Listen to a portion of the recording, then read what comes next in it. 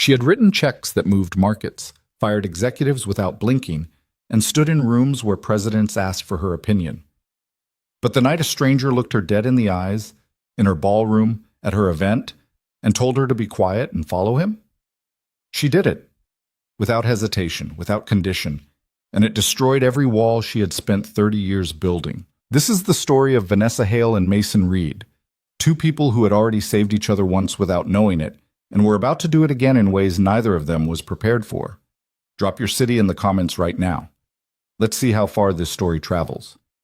And stay until the end. You'll want to. The invitation had been a mistake.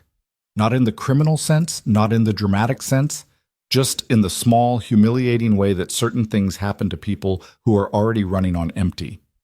A warehouse coworker named Doug had won 2 tickets to the Hargrove Foundation Gala through some radio station contest he'd entered drunk, decided his wife wouldn't want to sit through 3 hours of speeches, and handed one to Mason on a Thursday afternoon like he was offering a stick of gum. Black tie thing, Doug had said, not looking up from his locker. Downtown, free food. Figure you and the kid could use a night out. Mason had almost said no. He'd said no to most things for the past 4 years. It was easier that way, required less energy, produced fewer complications. But Emma had been standing right there, still in her school backpack, and the way her face had changed when she heard the words free food and downtown and night out. That expression, that brief electric flash of pure kid excitement, had made saying no feel like a crime. So here they were. The Grand Meridian Hotel on Fifth Avenue looked, from the outside, like it had been designed specifically to make people like Mason feel bad about themselves. Floodlights cut upward along columns of white marble. A red carpet stretched from the lobby doors to the curb, flanked by photographers and women in gowns that probably cost more than Mason's truck. Valets moved with the fluid choreography of people who understood that wealthy guests should never have to wait for anything. Not for a cab, not for a drink, not for someone to take their coat. Mason parked 4 blocks away because he couldn't afford the valet. Emma walked beside him holding his hand, her small fingers wrapped tightly around his larger ones. She was wearing her nicest dress, a yellow one with white flowers that she'd picked out herself at Target 18 months ago and had since refused to replace despite the fact that the hem was unraveling at one corner. She had fixed her own hair for the occasion, 2 lopsided pigtails held in place by mismatched scrunchies, one purple, one with a cartoon cat on it. She looked, Mason thought, absolutely perfect. He looked like he'd borrowed a suit from a man 4 inches shorter than him, which he had. Doug's formal jacket pulled tight across Mason's shoulders and left 2 inches of shirt cuff showing below each sleeve. His tie was the same one he'd worn to his wife's funeral and 2 job interviews since then, a dark navy stripe that had faded to something closer to gray. He'd shined his shoes himself that afternoon using an actual can of black polish he'd found in the back of the closet, and he'd nicked the side of his jaw shaving and covered it with a small piece of toilet paper that he'd removed 3 times and replaced twice before finally leaving it off and hoping no one noticed the dried blood. "Daddy," Emma said, staring up at the hotel entrance. "Are we in trouble?" "No, Bug. We're guests." "Guests of who?" "Guests of the Hargrove Foundation." "Who's that?" "Rich people who give money to other people." Emma considered this. "Are we the people they give money to, or the people they take it from?" Mason looked down at her. "What kind of question is that?" "I heard you talking to Doug about it. He said something about donors." "Donors give money." "So are we donors?" "We're guests." "That's different." She narrowed her eyes at him with that expression she'd inherited directly from her mother. Slightly skeptical, entirely too perceptive for her age.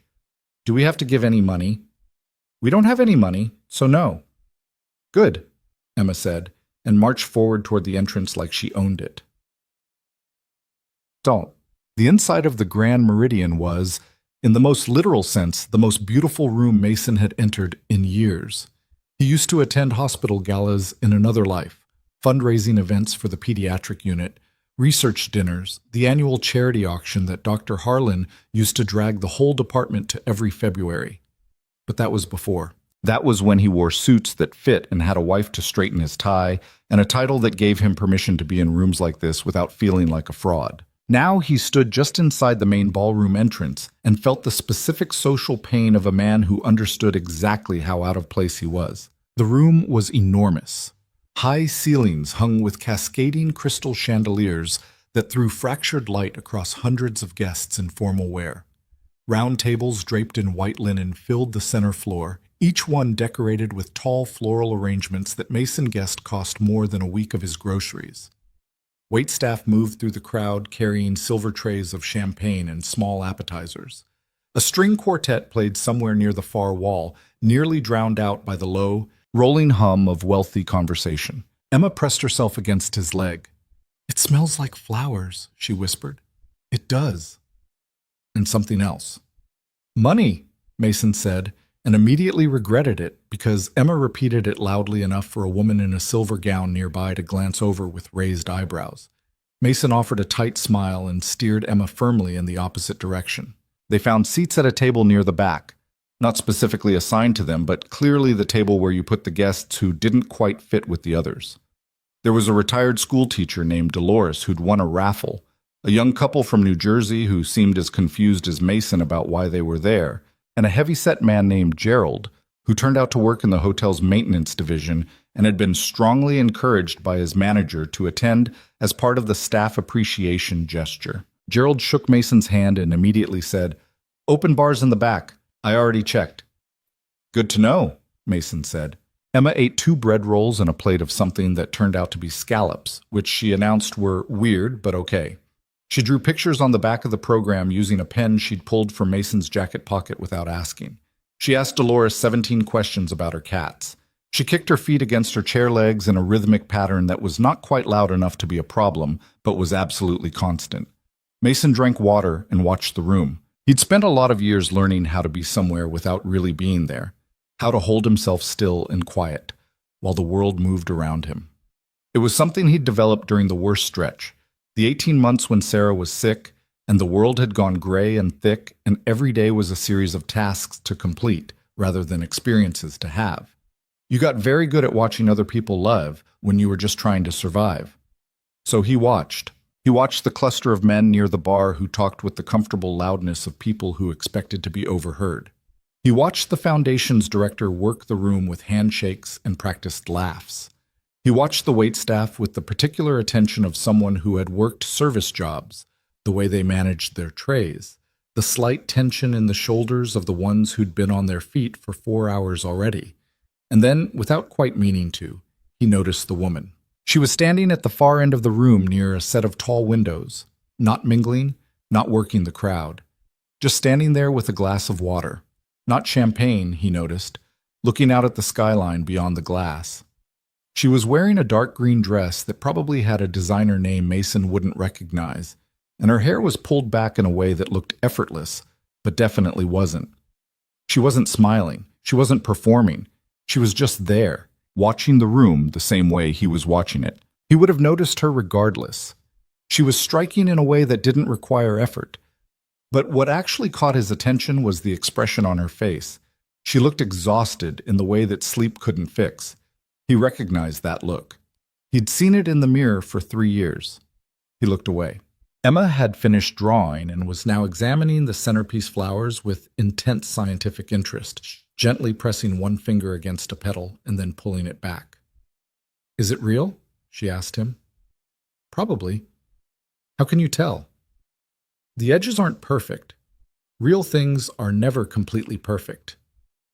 She looked up at him with that same slightly skeptical expression.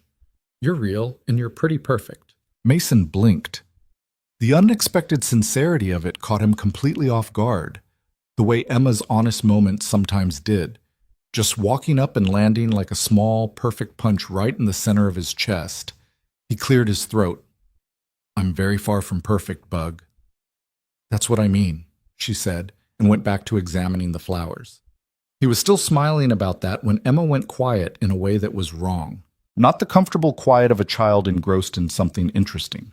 A different kind of quiet, sudden, absolute, with a quality to it that Mason had learned years ago, first in medical training and then again in the most frightening education of his life, fatherhood. He turned. Emma was sitting very still in her chair. Her small hand had come up to her throat. Bug. Her eyes found his. They were wide and starting to water. My throat, she said. Her voice was strange, thickened, slightly strangled. Daddy, my throat feels... He was out of his chair before she finished the sentence. The scallops! He should have thought about the scallops.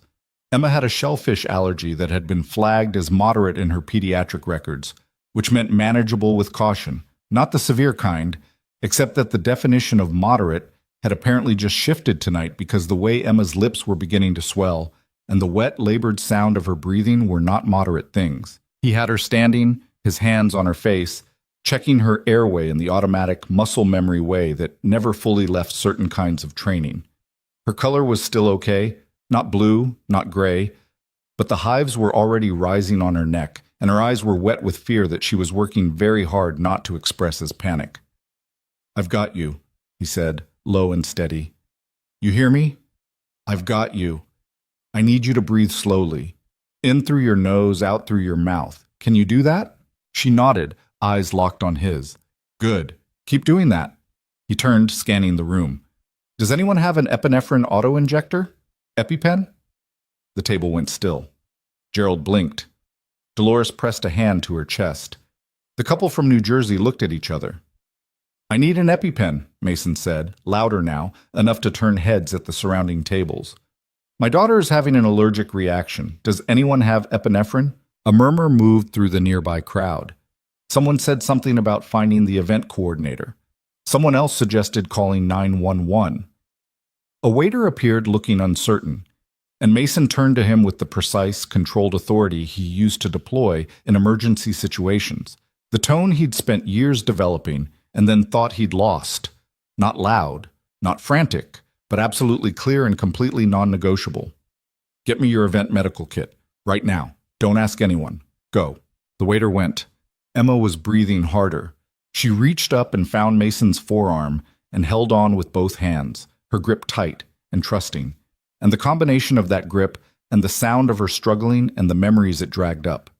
Other rooms, other crises, the particular quality of helplessness that had characterized the worst years of his life, forced Mason to make a choice right there between the fear and the function. He chose function, the way he always did. He scooped her up, one arm under her knees, one behind her back, and started moving toward the hallway off the main ballroom. There would be a service area, a catering kitchen, something with a first aid kit. He was almost to the doorway when he walked directly into a woman coming the other way. Vanessa Hale had left the main ballroom for the first time in 90 minutes because her head was beginning to split, and she needed 30 seconds of silence before she smiled through one more conversation with one more man who was either trying to impress her or buy something from her. The Hargrove Gala was not her event. She was attending as a major donor, which meant she had paid for the privilege of being asked to pose for photographs all night and listen to speeches about the transformative power of corporate generosity. She believed in the foundation's work. She wrote the check every year without needing to be convinced. What she did not believe in was the performance required of her in exchange for it. She had been standing at those windows for 20 minutes, trying to remember the last time she'd been anywhere that didn't feel like a board meeting with better food, when the noise from the ballroom had shifted. A different quality to it, not the energized hum of a successful event, but something more uncertain, the social ripple of something going wrong. She'd been heading toward the sound to find out what it was when the man appeared in the doorway carrying a child. He was tall. She registered that first, then the ill-fitting jacket, then the child in his arms, and then the child's face, and the sound of the child's breathing, and Vanessa's brain, which was excellent at triage, processed all of it in approximately 1 second. She said, "What do you need?" He didn't stop moving. Medical kit, kitchen or service area. This way. She turned without waiting for a response and moved down the hallway at a pace that suggested she expected to be followed. Behind her she heard footsteps, quick, sure, unhesitating. He was keeping up without being told to keep up. They reached the catering corridor in 40 seconds. Vanessa pushed through the service door and the controlled chaos of the kitchen operation stopped. Prep cooks, servers loading trays, a sous chef in mid-sentence. Everything paused in the sudden way that spaces go quiet when something has gone wrong enough to demand attention. She found the kitchen manager instantly. First aid kit, now. Ma'am, I need to... The kit. Where is it? He pointed to a cabinet on the far wall. Vanessa crossed the kitchen and yanked the cabinet open herself. Inside, standard commercial first aid kit. Bandages, antiseptic wipes, rubber gloves, and in the side pocket, a sealed case she pulled out and turned over. Epinephrine auto-injector. Expiration date still valid. She turned with it, and the man was already there. He'd set the girl down on a clear section of prep counter, was checking her airway, her color, the hives across her throat and cheek, moving with a quiet focus that was completely unlike anything she expected from someone in a borrowed suit. He took the injector from Vanessa without looking at her. She watched his hands. They were steady. Completely steady. Not the kind of steady you perform when you're scared, but the kind that comes from repetition, from muscle memory, from having done something so many times that your body knows what to do before your brain catches up. He confirmed the injector type, confirmed the dose, told the little girl to look at his face, kept talking to her in a low, even voice that was somehow both medically focused and entirely about her. About Emma specifically, about the fact that she was going to be fine, and he had her, and she just needed to keep breathing. And then he administered the injection with a precision and confidence that Vanessa had seen in exactly 3 people in her life, and all 3 of them had been holding medical degrees. The girl made a small sound and grabbed his wrist. "I know," he said. "Just breathe. It'll start working." "How long?" Vanessa heard herself ask. He glanced at her for the first time, really looked at her, not just through her the way people usually did when they were managing a crisis. His eyes were dark, steady, slightly exhausted in a way that had nothing to do with tonight. "Few minutes. I called 911 when we were in the hallway. They'll want to monitor her." He returned his attention to the girl. "Paramedics are coming, okay? They're just going to check on you. It's routine." "Is it going to stop?" the girl asked. She was 6, maybe 7, with pigtails held in mismatched scrunchies and eyes that were enormous and wet and pinned to his face with the kind of absolute trust that hit Vanessa somewhere she wasn't prepared for. "It's already stopping," he said. "See? You're already breathing better. Can you feel that?" A pause. Yeah. Yeah, that's the medicine. You're doing great." Vanessa stood very still in the middle of her own catering kitchen and watched a man she didn't know talk his daughter through a medical emergency with the precision of someone trained to do it and the tenderness of someone who would have died before letting her down. And she felt, with the clarity of something unavoidable, that she was witnessing something she had no framework for. The paramedics arrived in 11 minutes. In that time, Mason Reed did not sit down, did not stop talking to Emma, did not look around the kitchen for reassurance or guidance or approval. He did exactly what needed to be done in exactly the order it needed to be done. And the kitchen staff, who had started hovering near the edges of the room with that particular mix of concern and helplessness that civilians get around medical events, gradually relaxed because he was not panicking, and so they didn't need to either. Vanessa had helped. She'd held Emma's hand when Mason needed both of his free to check something. She'd answered questions clearly when the dispatcher called back. She'd gotten Emma a glass of cold water without being asked. She was not used to feeling useful. Not like this. When the paramedics came through the service entrance and Mason walked them through the situation, the allergen, the reaction timeline, the dosage, the current vital signs he'd tracked informally but accurately, one of the paramedics, a woman with a gray ponytail and 20 years on her face, said, "You medical?" Mason paused just a beat too long. "I have some training." The paramedic looked at him the way experienced people look at understatements. "Right," she said, and moved on. Emma was loaded onto the gurney with significantly more drama than the situation strictly required. She had the reaction largely under control, but she was 7 years old and there was a big shiny vehicle outside with flashing lights. So naturally she needed Mason to come with her and hold her hand and answer her increasingly detailed questions about whether ambulances had different kinds of sirens for different kinds of emergencies. Before he followed his gurney out, Mason stopped and turned back. Vanessa was standing in the kitchen doorway, her arms crossed over her chest in a way that she probably thought looked composed, but actually looked like someone holding herself together. He looked at her for a moment. "Thank you," he said, "for the kit, and for... You didn't have to stay." "I know," Vanessa said. Vanessa. He nodded once, seemed to consider something, and then the paramedic called for him, and he was gone down the hallway, and Vanessa heard Emma's voice. "Daddy, do they have a faster siren?" And then the service door closed. The kitchen hummed back into activity around her. Vanessa stood exactly where she was for another 10 seconds.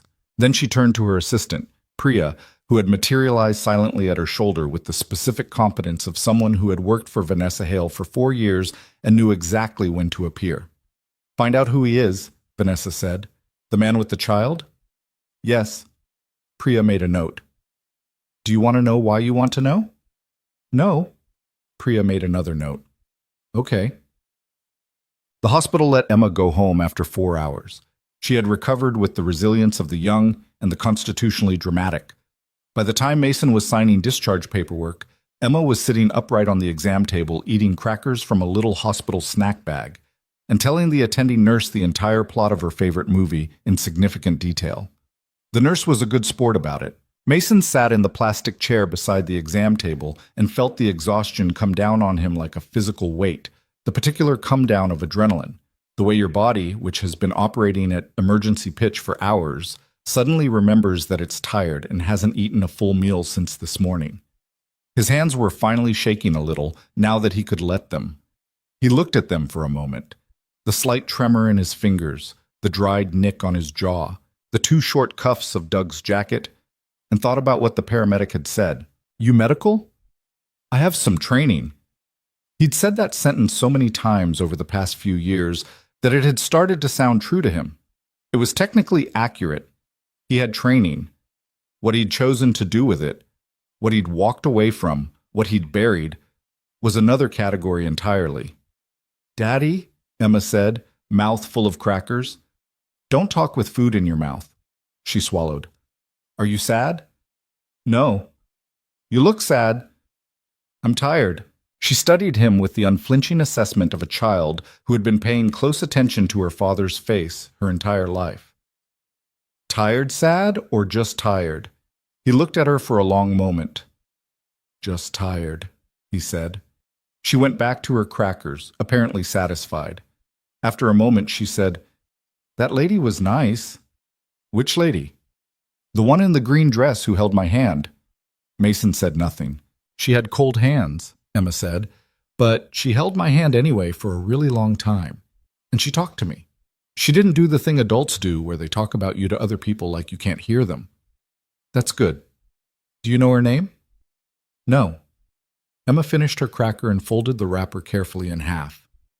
"I think you should find out," she said, with the casual authority of a 7-year-old who had absolutely no idea how complicated that sentence actually was. Ding.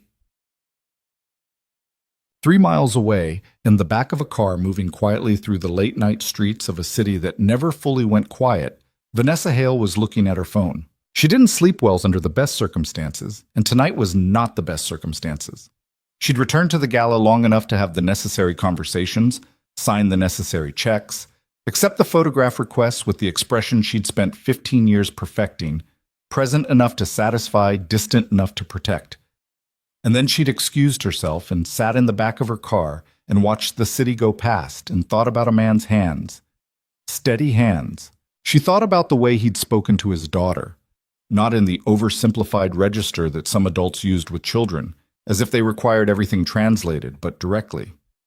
Honestly, without pretending that what was happening wasn't happening.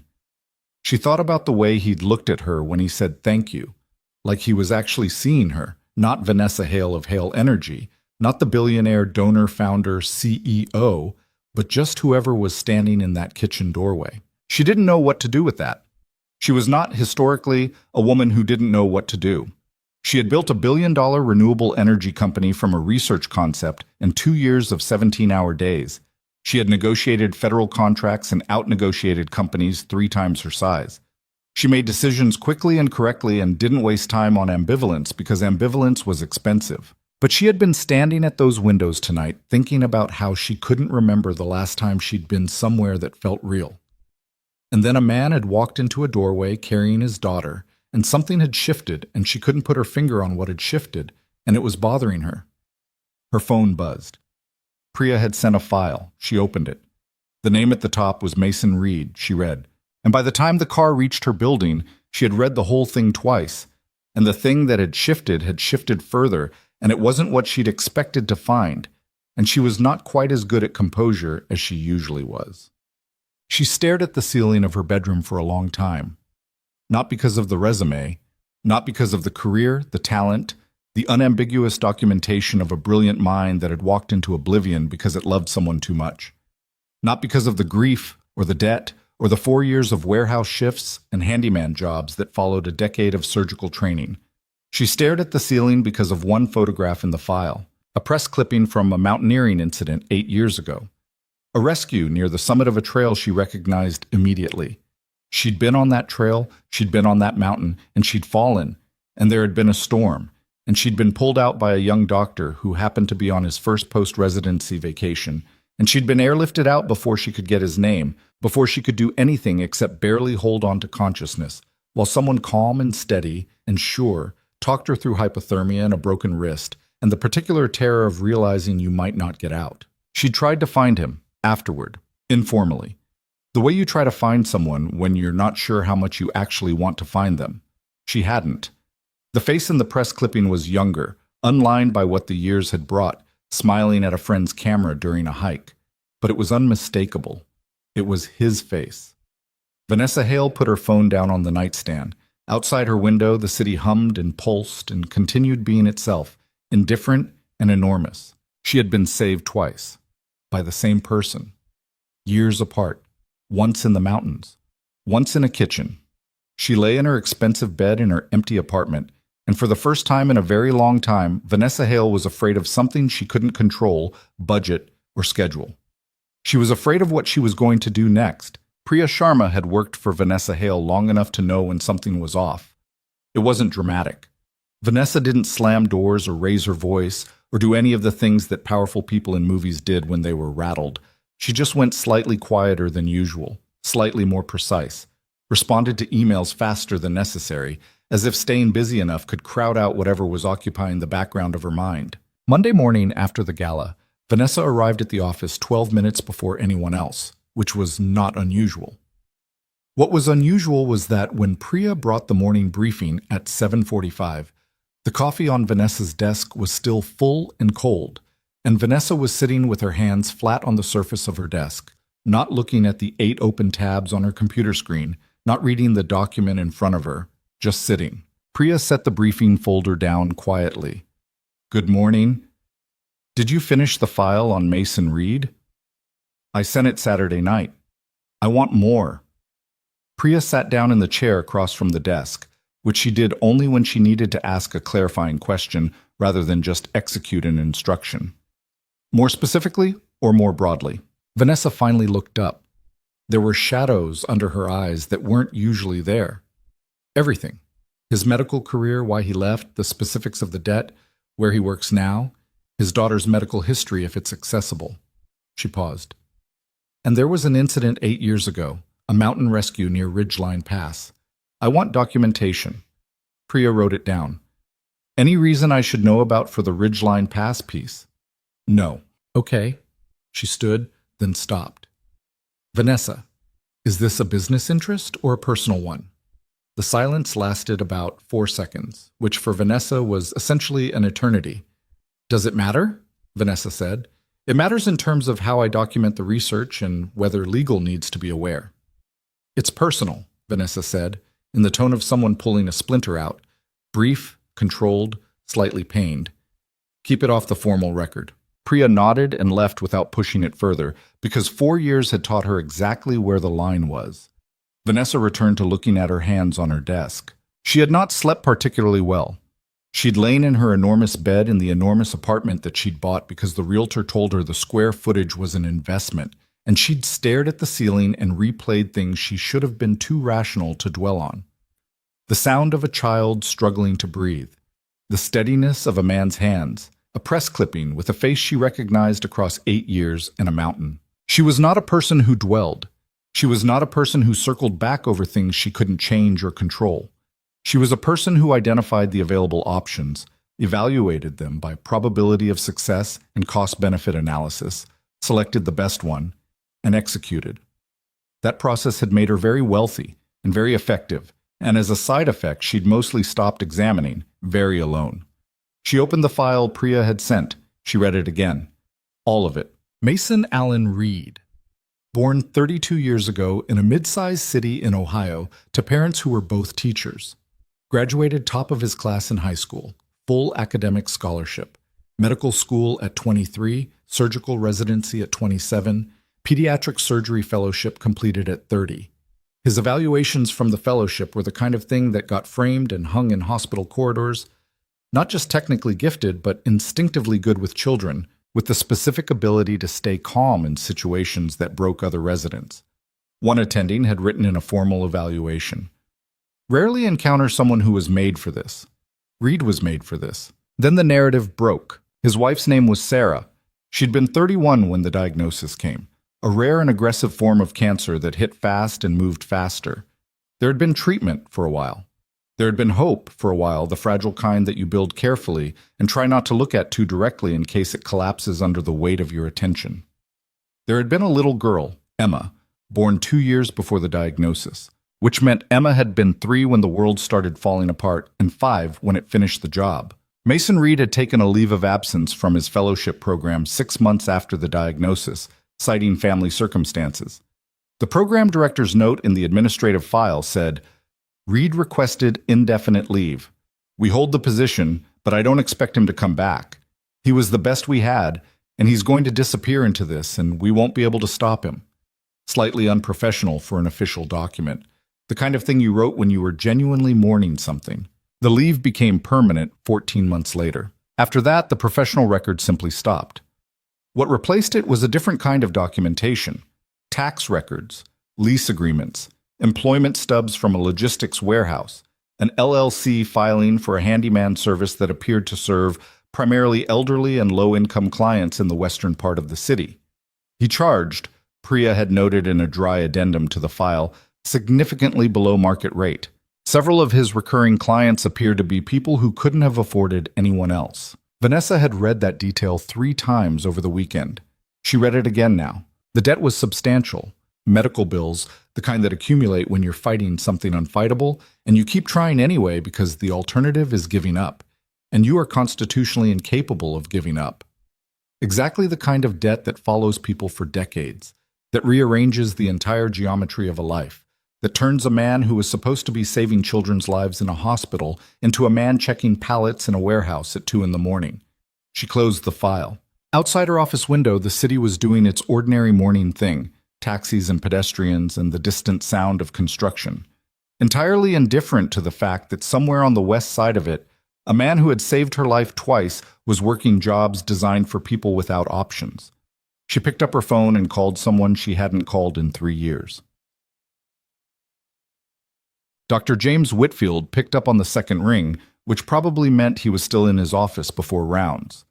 He and Vanessa had met at a hospital fundraiser 6 years ago and maintained the specific kind of friendship that exists between 2 people who respect each other and occasionally have useful information for each other and never have time for anything more than that.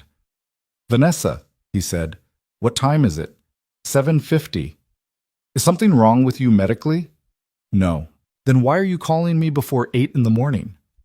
"I need information about a former surgical fellow, pediatric. He trained at Northern Metro about 3 years ago and took leave before completing." A pause. "That's an unusual ask." "I know. You understand I can't share private medical personnel information. I'm not asking about his personnel file. I'm asking about him generally, his reputation, his work." She kept her voice even. "Professionally." Another pause, the sound of Whitfield moving, possibly closing his office door. "Mason Reed?" Vanessa went still. "You know him." "I know of him. His fellowship director was Elaine Harlan. She still talked about him. Present tense, not past, which is unusual given how long ago it was." He paused. "His wife died. The daughter had some health complications of her own. He didn't come back." "What would it take to bring someone like him back? To medicine?" "That's a complicated question. I'm good at complicated questions." "You're good at problems that money solves," Whitfield said, not unkindly. I'm not sure this is that category. The men and women who step away from medicine after that kind of loss, the career's not usually the main obstacle. The main obstacle is that they stopped believing it was theirs to go back to, like they gave up the right to it when they chose something else. He paused. Why are you interested in Reed specifically? He saved my daughter's life, Vanessa said, which was technically true in a deflected sort of way, and also the only version of the truth she was prepared to give Whitfield at 7:50 on a Monday morning. He doesn't have a daughter. He has a patient who is currently 7 years old, recovering from an anaphylactic reaction, and eating cereal at a kitchen table on the west side of the city because he responded correctly and quickly on Saturday night. Whitfield was quiet for a moment. Ah, the Hargrove Gala. I heard there was an incident. He handled it. Of course he did. Something in Whitfield's voice shifted. Not quite warmth, but close to it, the tone of a person acknowledging something long suspected. What are you actually planning, Vanessa? I don't know yet, she said. That's a first. Don't make it a thing. It's already a thing, Whitfield said. Call Elaine Harlan at Northern Metro.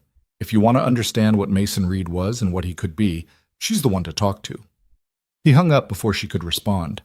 Vanessa set her phone down and looked out the window for a long moment. Then she pulled the briefing folder toward her and picked up a pen.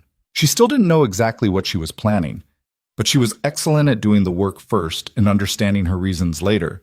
And in the complete privacy of her own head, she was beginning to admit that the feeling she'd woken up with for 3 consecutive mornings was not something she could file under professional interest and let it go at that.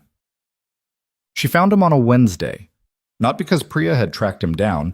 She had, but Vanessa hadn't wanted to show up somewhere he'd been sent on purpose by someone who'd been specifically looking for him.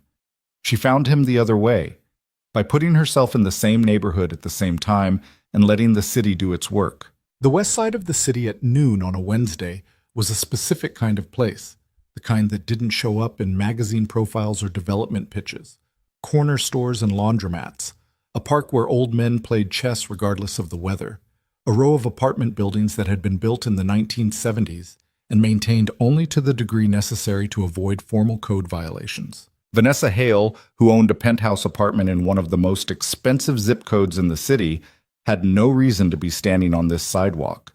She was wearing a coat that cost more than some of the cars parked nearby. She was accompanied only by the fact of herself. No driver, no Priya, no buffer, which was something she did so rarely that the solitude felt strange in her body, like remembering how to walk after an injury. She walked for 20 minutes before she found him. He was fixing a porch railing on a narrow row house 3 blocks from Emma's school. She'd known the address from Priya's file, not his address, but the job he'd had scheduled that morning, a handyman call for a woman named Mrs. Okafor, who was 73 and lived alone, and had apparently been calling Mason for small repairs for almost 2 years. The railing on her front porch had been loose since August, and she'd been waiting until she could afford to have it fixed, which meant waiting until Mason's schedule had a gap, when she could pay him the discounted rate they'd apparently negotiated without either of them formally acknowledging it was discounted. He was kneeling at the base of the railing post with a cordless drill, wearing jeans and a gray work jacket, completely focused on what he was doing. There was a small toolbox open on the porch step beside him. He'd also apparently brought lunch. A brown paper bag sat on the top porch step, and Mrs. Okafor was seated in a plastic chair just inside the open front door, talking at him while he worked. Told Raymond the same thing. I said that boy better come home before Christmas or I'm giving his room to the neighbor's dog. And I mean it. You've been threatening to give his room to the dog for 6 months, Mason said without looking up from the railing post. I'm very serious this time.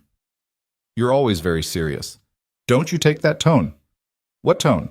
That's my normal voice. Your normal voice sounds like a man who thinks he's smarter than me. He looked up at her then, and the expression on his face was something Vanessa hadn't expected. Genuine warmth, the unguarded kind. The kind that only exists between people who have been honest with each other long enough that performances stopped being worth the effort. Mrs. O, you are smarter than me. I'm fixing your porch for $11 less than the last guy charged you. That's not smarter. That's cheaper. Close enough. Mrs. Okafor laughed, and then she looked past him toward the sidewalk where Vanessa was standing and her expression shifted to the friendly assessment of a woman who has been watching a neighborhood long enough to know when something is out of place. "Can I help you, honey?" Mason turned. He went very still for a moment, not surprised. She had the sense he'd been somewhat expecting something, even if not this specifically, not here. He registered her presence the way a person does when they've been thinking about something, and then the thing appears, with a brief flash of recognition that he controlled before it could become expression. He stood up slowly. "Ms. Hale," he said. She walked up the front path, keeping her hands in her coat pockets because she didn't know what else to do with them. "I wanted to check on Emma," she said, which was true, and also not the whole truth, and she suspected he knew that. "She's fine," he said, fully recovered. "Back at school Monday." "I'm glad." A silence sat between them for a moment. Mrs. Okafor was watching this exchange with great interest and absolutely no pretense of doing otherwise. "How did you find me?" he asked. "Research." "You researched me?" "Yes." He looked at her for a long moment, not angry, evaluating, the same quality of attention she'd noticed in the kitchen, the way he looked at things he needed to understand before he could figure out what to do about them. Why? It was a fair question, and she'd spent 4 days preparing an answer for it and had 7 different versions depending on context, and standing in front of him on a cracked concrete path with Mrs. Okafor watching from the doorway, all 7 of them evaporated, and what came out was the honest thing. "I don't entirely know." He considered that, picked up his drill. "I've got another 40 minutes here." "I can wait?" "The diner on Clement Street is 2 blocks. Better coffee than it looks." "Okay." She walked to the diner. She sat at a corner table and ordered coffee she didn't really need, and she looked out the window at the gray Wednesday afternoon, and she tried to remember the last time she'd waited for something without being certain she knew what it was going to give her. She couldn't. He arrived 37 minutes later, work jacket traded for the zip-up underneath, hands clean from the tap outside the diner, toolbox apparently left in the truck. He sat down across from her without ceremony and ordered a black coffee from the waitress by name, which told Vanessa he was here regularly enough that the waitress knew him. They sat with their coffees for a moment. "She feeds me lunch every time," he said. "Mrs. Okafor, every job I do there's food. Doesn't matter if it's a 20-minute call or a half-day project. When I come out, there's food." She seems like that kind of person. She lost her husband 2 years ago. Her son's in another state. She spends a lot of time alone. He turned his coffee cup in a slow circle. "I think the jobs are partly about the company." Vanessa looked at him. "You charge her below rate." Something shifted in his expression. Brief, controlled. "You did a lot of research." "I did." "How much?" "Enough to know you went to school on a full scholarship, completed one of the most competitive pediatric fellowships in the state, and are currently fixing porch railings on the west side for $60 an hour." He said nothing. "I'm not judging it," she said. "I want that to be clear. I'm just telling you what I found." "What else did you find?" She held his gaze. "That you left because your wife was sick and you weren't going to let her go through that alone. That the debt from treatment took everything. That you've been keeping Emma alive and fed and loved for 4 years on jobs that have nothing to do with what you trained to do." So, she paused. "And that 8 years ago on Ridgeline Pass, a young doctor on his vacation pulled a woman with a broken wrist and early-stage hypothermia off the mountain during a storm and disappeared before she could thank him." The silence that followed had a different quality to it. Heavier, more complicated. Mason set his coffee cup down. He looked at her with the specific expression of a person recalculating something. "That was you," he said. Not a question. "That was me." He was quiet for a long moment. "I didn't recognize you at the gala." "You were a little busy." A beat, and then, unexpectedly, something moved across his face that might have been the beginning of a smile, though it didn't quite complete itself. "Yeah," he said. "I was. I tried to find you. After the mountain. I didn't try hard enough." He looked at her. "You didn't need to." "I know I didn't need to. I wanted to." She watched him process that. "I wanted to say thank you, and I never got to. And then last Saturday, you walked through that doorway carrying Emma and I—" She stopped, found the word she was looking for. I recognized you, not immediately, but something. He didn't fill the silence the way most people did when she let things sit, didn't rush to reassure her or explain it away or redirect. He just sat with it, which was something she found unexpectedly disarming. "How's the wrist?" he said finally. She blinked. "What?" "Your wrist. You had a distal radius fracture, left side." "It healed fine." She paused. "I still notice it in cold weather." He nodded once. "You were in mild hypothermia when I found you. You didn't want to stop moving. You kept trying to walk. You thought if you kept moving, you'd stay warm." "I remember. That's actually exactly backwards. Moving accelerates heat loss. I know that now. You were very stubborn about it." "I'm very stubborn about most things." He looked at her for a moment. "I remember," he said quietly. The diner hummed around them. The waitress refilled Mason's coffee without asking. Outside, the Wednesday afternoon continued to be gray and ordinary and entirely indifferent to the two people sitting at a corner table, figuring out what they were to each other across 8 years and 2 different mountains. "I'm not here to offer you something," Vanessa said. "I want to be clear about that.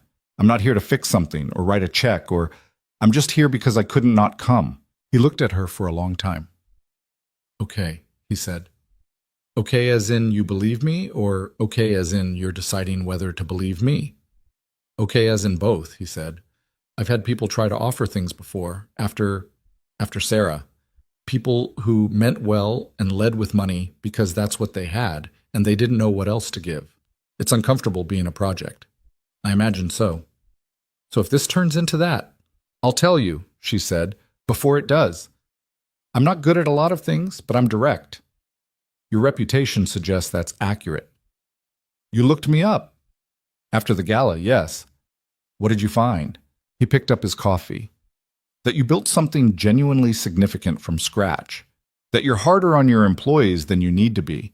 That you give a lot of money to the Hargrove Foundation and 3 other medical charities and don't put your name on any of it." He met her eyes. "I had to dig for that last part." She felt something pull at her, an unfamiliar sensation, the particular vulnerability of being seen by someone who wasn't looking for leverage. "The anonymous donations are separate from the ones that serve a PR function," she said. "I figured. The ones with my name are the ones where the public association helps bring in other donors. The ones without—" She paused. "Those are just because the work matters." He nodded. Quiet again, but not uncomfortable quiet. The kind that meant something was being processed rather than avoided. "Emma talked about you," he said after a moment. Vanessa looked up. "On the drive home from the hospital, she said you had cold hands, but you held hers anyway." He looked at his coffee cup. "She doesn't say things like that about people she's just met. She's careful about who she— I've made her careful, maybe too careful." He paused. "She asked if I knew your name." "What did you tell her?"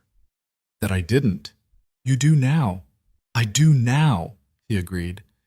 Vanessa wrapped both hands around her coffee cup. The warmth of it was something ordinary and specific and real, and she focused on that for a moment. The solidity of the ceramic, the heat of the liquid, because she was doing that thing she rarely did, stepping somewhere uncertain without being able to calculate the distance to the other side. "I'd like to see her again," she said. "Emma, if you're comfortable with that." She looked at him steadily. "I don't have a complicated reason for it. She's a remarkable kid, and she went through something frightening, and I found myself thinking about her."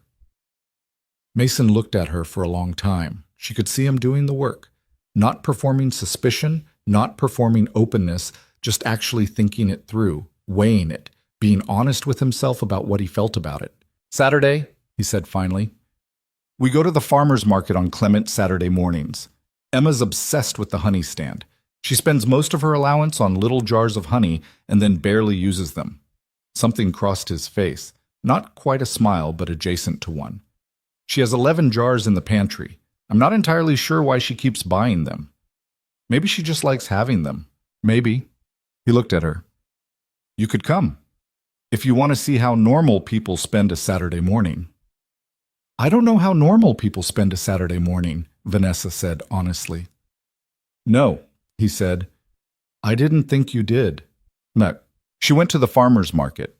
She wore jeans, which felt like a deliberate choice, and a coat that was still nicer than most things there, but passably anonymous.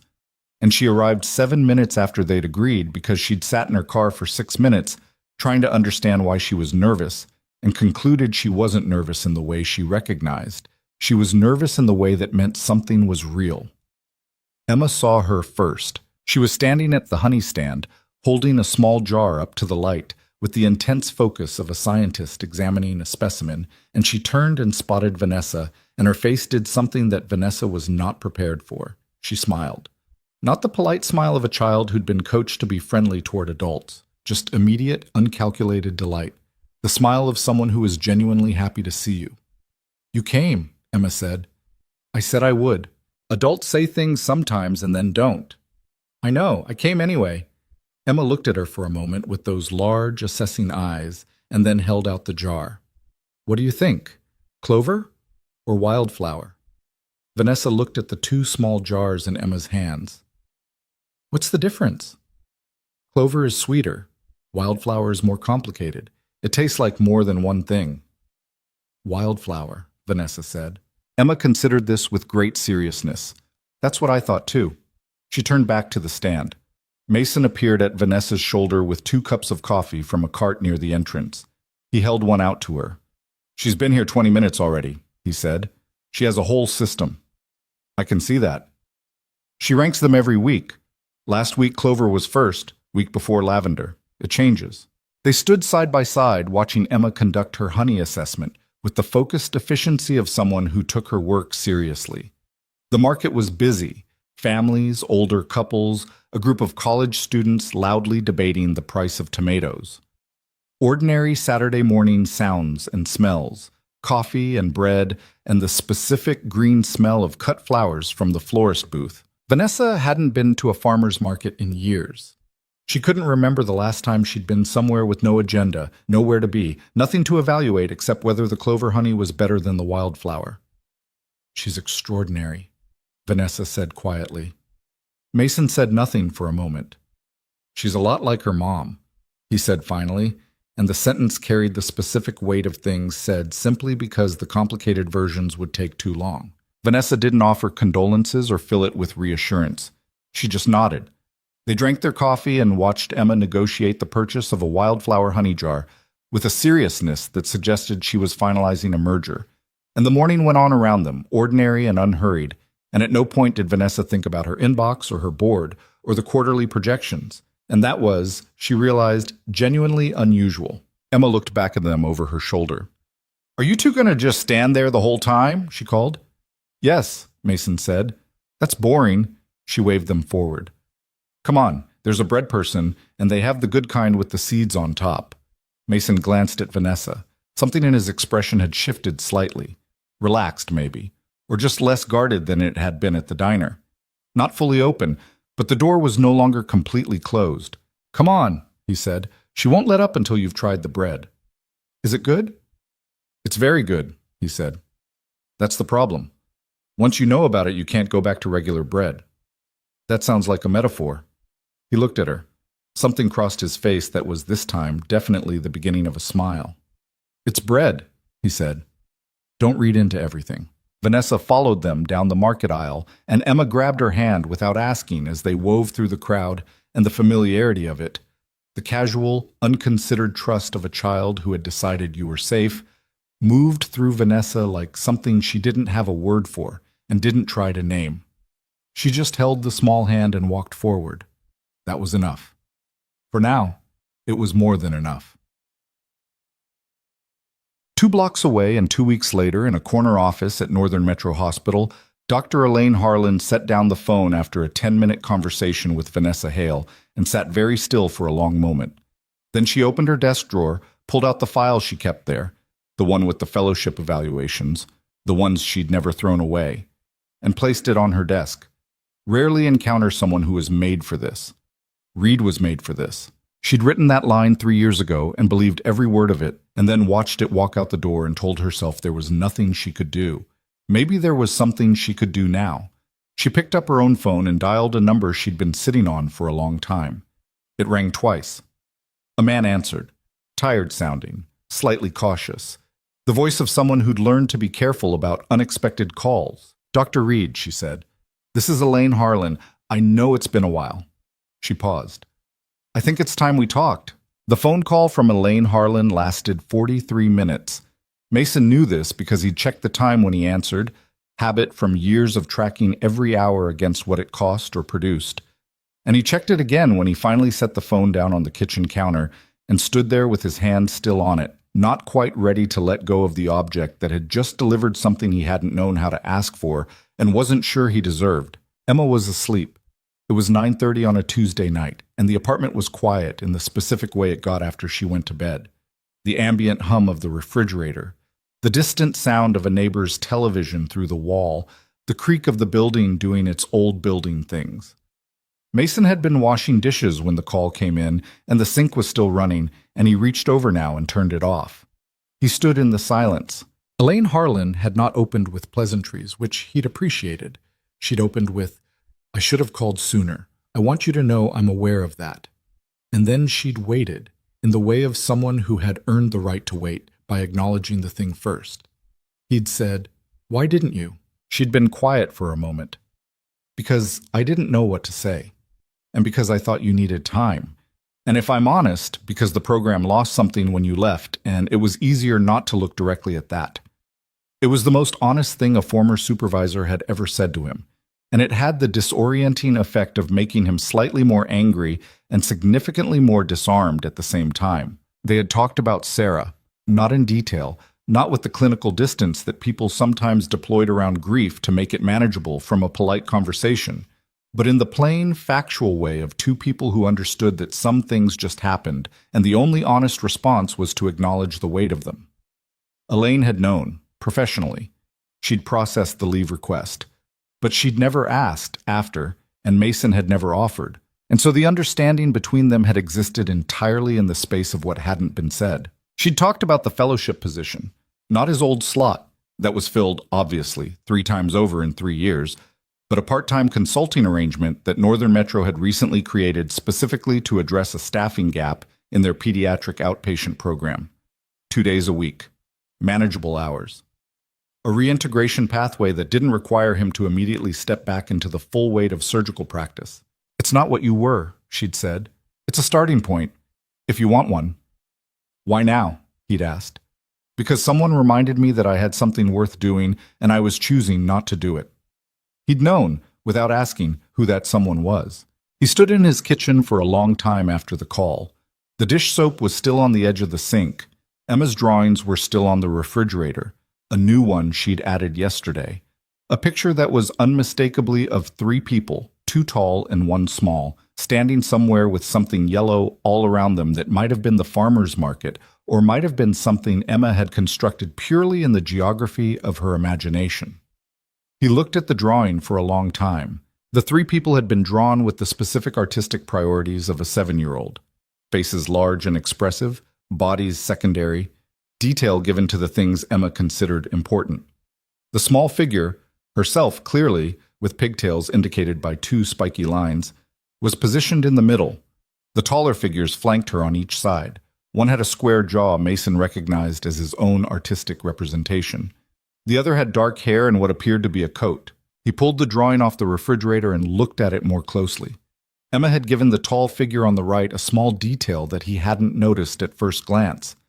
She'd drawn a pair of hands and colored them blue, and connected one of those blue hands to Emma's own small drawn hand. Cold hands, Mason thought. Emma had told him the woman had cold hands. She'd remembered it specifically enough to put it in the drawing. He stuck the drawing back on the refrigerator. He was going to call Elaine Harlan back in the morning and say yes. He knew that already, had known it somewhere before he'd even hung up, in the deep back part of himself that had been quietly gathering the courage for this specific thing for longer than he'd admitted. But he stood in the kitchen a while longer anyway, because some things deserved the respect of standing still with them before you moved. He told Vanessa about the call on Thursday. They'd developed over the 5 weeks since the farmer's market, something that didn't have an official name yet, a series of overlapping presences in each other's lives that had accumulated gradually enough that Mason couldn't have pointed to the moment it became a pattern. She'd come to the market again the second Saturday. Then Emma had asked, with the directness unique to children, whether Vanessa wanted to come for dinner sometime, and Mason had been standing right there, and couldn't reasonably contradict it, and so Vanessa had come for dinner the following Tuesday. She'd arrived with a bottle of wine and a small jar of wildflower honey for Emma, which Emma had received with the solemnity of someone being presented a significant gift, and the evening had been the particular combination of slightly awkward and genuinely warm that happens when people are still figuring each other out, but are honest enough about it that the awkwardness doesn't calcify into distance. Vanessa had sat at Mason's kitchen table and eaten homemade soup and been talked at by Emma for 45 uninterrupted minutes about a documentary Emma had watched about deep-sea creatures, specifically anglerfish, which Emma found both horrifying and compelling for reasons she was working through in real time. Vanessa had listened with what appeared to be genuine engagement, not the performed attention of an adult pretending to care about a child's interests, but actual curiosity, asking follow-up questions that demonstrated she'd been tracking the information rather than waiting for Emma to finish. Mason had watched this from the stove and felt something settle slightly inside himself, a small adjustment to the set of his shoulders that he hadn't noticed he'd been carrying until it shifted. After Emma was in bed, they'd sat at the kitchen table with the remainder of the bottle and talked in the low, careful way that people talk when they're being honest about things they don't usually say out loud. Vanessa had told him about the company, not the public version, the one that appeared in profiles and press releases, but the actual version, the 15 years of decisions made on not enough sleep and often not enough information, the specific cost of building something significant when you were a woman in a field that treated women as anomalies. The loneliness of it. The way success could be so consuming that you looked up one day and realized you'd lost the habit of connecting with people and weren't entirely sure where you'd put it. "Do you regret it?" he'd asked. She'd thought about it. "I regret specific things. I don't regret building it. I just thought—" She stopped, started again. "I think I believed that the company would be enough, that having built something real would feel like enough." A pause. "It doesn't." "No," Mason said. "It doesn't." She'd looked at him. "What does?" He looked at Emma's latest drawing on the refrigerator. She rotated them, newer ones going up as older ones came down, though she kept all of them in a folder in her room. "This," he said, "this is the only thing that's ever felt like enough." So they had been building something, the three of them, without formally agreeing to build it, in the way that certain things construct themselves out of repeated small choices rather than single large declarations. Vanessa came for dinner on Tuesdays. She and Emma had started a thing where Emma told her one new fact she'd learned that week, and Vanessa had to respond with a related fact she knew. And they kept a running tally of whose facts were more interesting. Emma was winning by a significant margin, largely because Emma had an unfair competitive advantage in the form of a recent obsession with marine biology. On Thursdays, Mason and Vanessa occasionally met for coffee alone. No Emma, which gave those conversations a different quality, more direct, more complicated. Thursday was when he told her about Harlan's call. "She offered me a part-time position," he said. "Consulting, outpatient pediatrics, 2 days a week." Vanessa had both hands around her coffee cup and was watching him with the particular quality of attention she gave things that mattered. Still and focused. "Are you going to take it?" "I already called her back." A pause. "And?" "I said yes." He looked at his coffee. "I said yes on Wednesday morning. I was going to tell you sooner, but I needed to, I don't know, sit with it." "How does it feel?" He considered the question, which was the kind of question that deserved an honest answer rather than a reflexive one. "Terrifying," he said, "like putting weight on a leg you're not sure is healed." He paused. "And also like the first day back at the gym after a long time, where every part of you is protesting, but underneath the protest there's something that recognizes it. Muscle memory," she said. "Something like that?" She was quiet for a moment. "Is this... Did you say yes because you wanted to, or because someone made it happen and you felt like you should?" It was the right question, the direct question, the one that came from someone who had paid enough attention to know what the real risk was. He looked at her. "Both, partly, but mostly because I wanted to." He paused. "I've been wanting to for a while. I just couldn't find the door." "I didn't open the door," she said, quietly, but clearly. I want to be specific about that. Harlan had your number. She could have called any time. She had your push. She had a reason to act on something she already wanted to do. Vanessa met his eyes. Don't give me credit for your decision. It's yours. He held her gaze. There was something in this that he was still learning, the particular challenge of accepting help from someone without converting it into a debt, without letting it shift the balance of the thing between them into something transactional. He had a long history of refusing help rather than navigating that, which was its own kind of damage. Sarah had called it his martyrdom complex, which had irritated him when she said it and struck him as entirely accurate in retrospect. Okay, he said. It's mine. Good. She sipped her coffee. Are you scared? Yeah. Of medicine or of something else? He looked at her. Both, he said, and left it there. He started at Northern Metro on a Monday in November, which was an unremarkable day in most measurable ways. Gray sky, cold enough for the heavy jacket, Emma's alarm going off at 6:30 and requiring 3 separate wake-up attempts before she produced any meaningful signs of life. Mason dropped Emma at school at 7:50, which left him 40 minutes before he needed to be at the hospital. He sat in his truck in the school parking lot for a while, which he recognized was avoidance behavior, and did it anyway. The truck was not a nice truck. It was 11 years old and had 140,000 miles on it, and a check engine light that had been on so long, Mason had started to think of it as a permanent feature rather than a warning.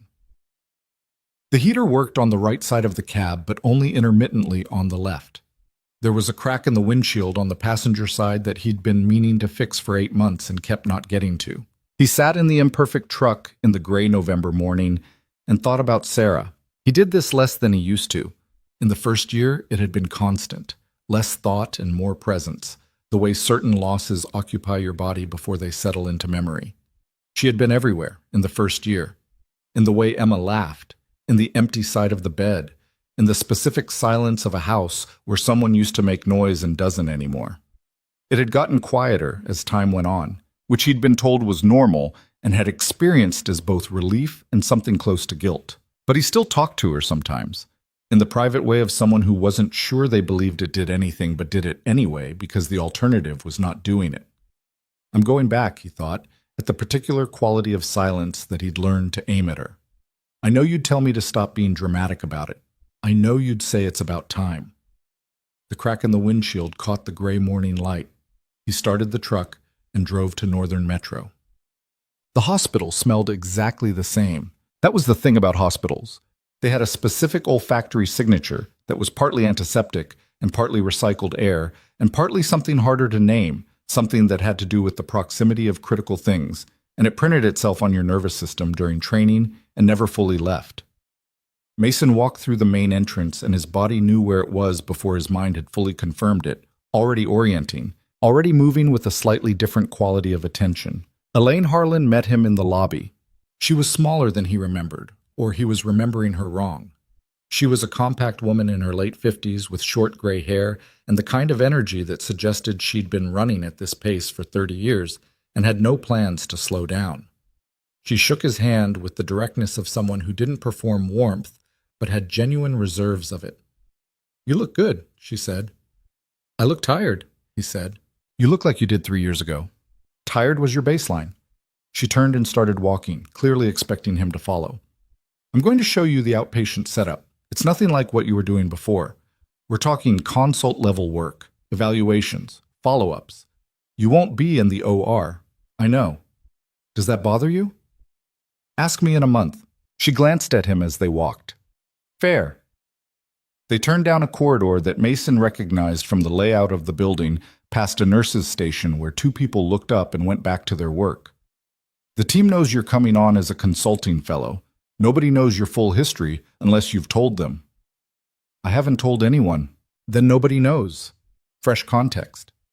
She pushed through a set of double doors into the outpatient wing.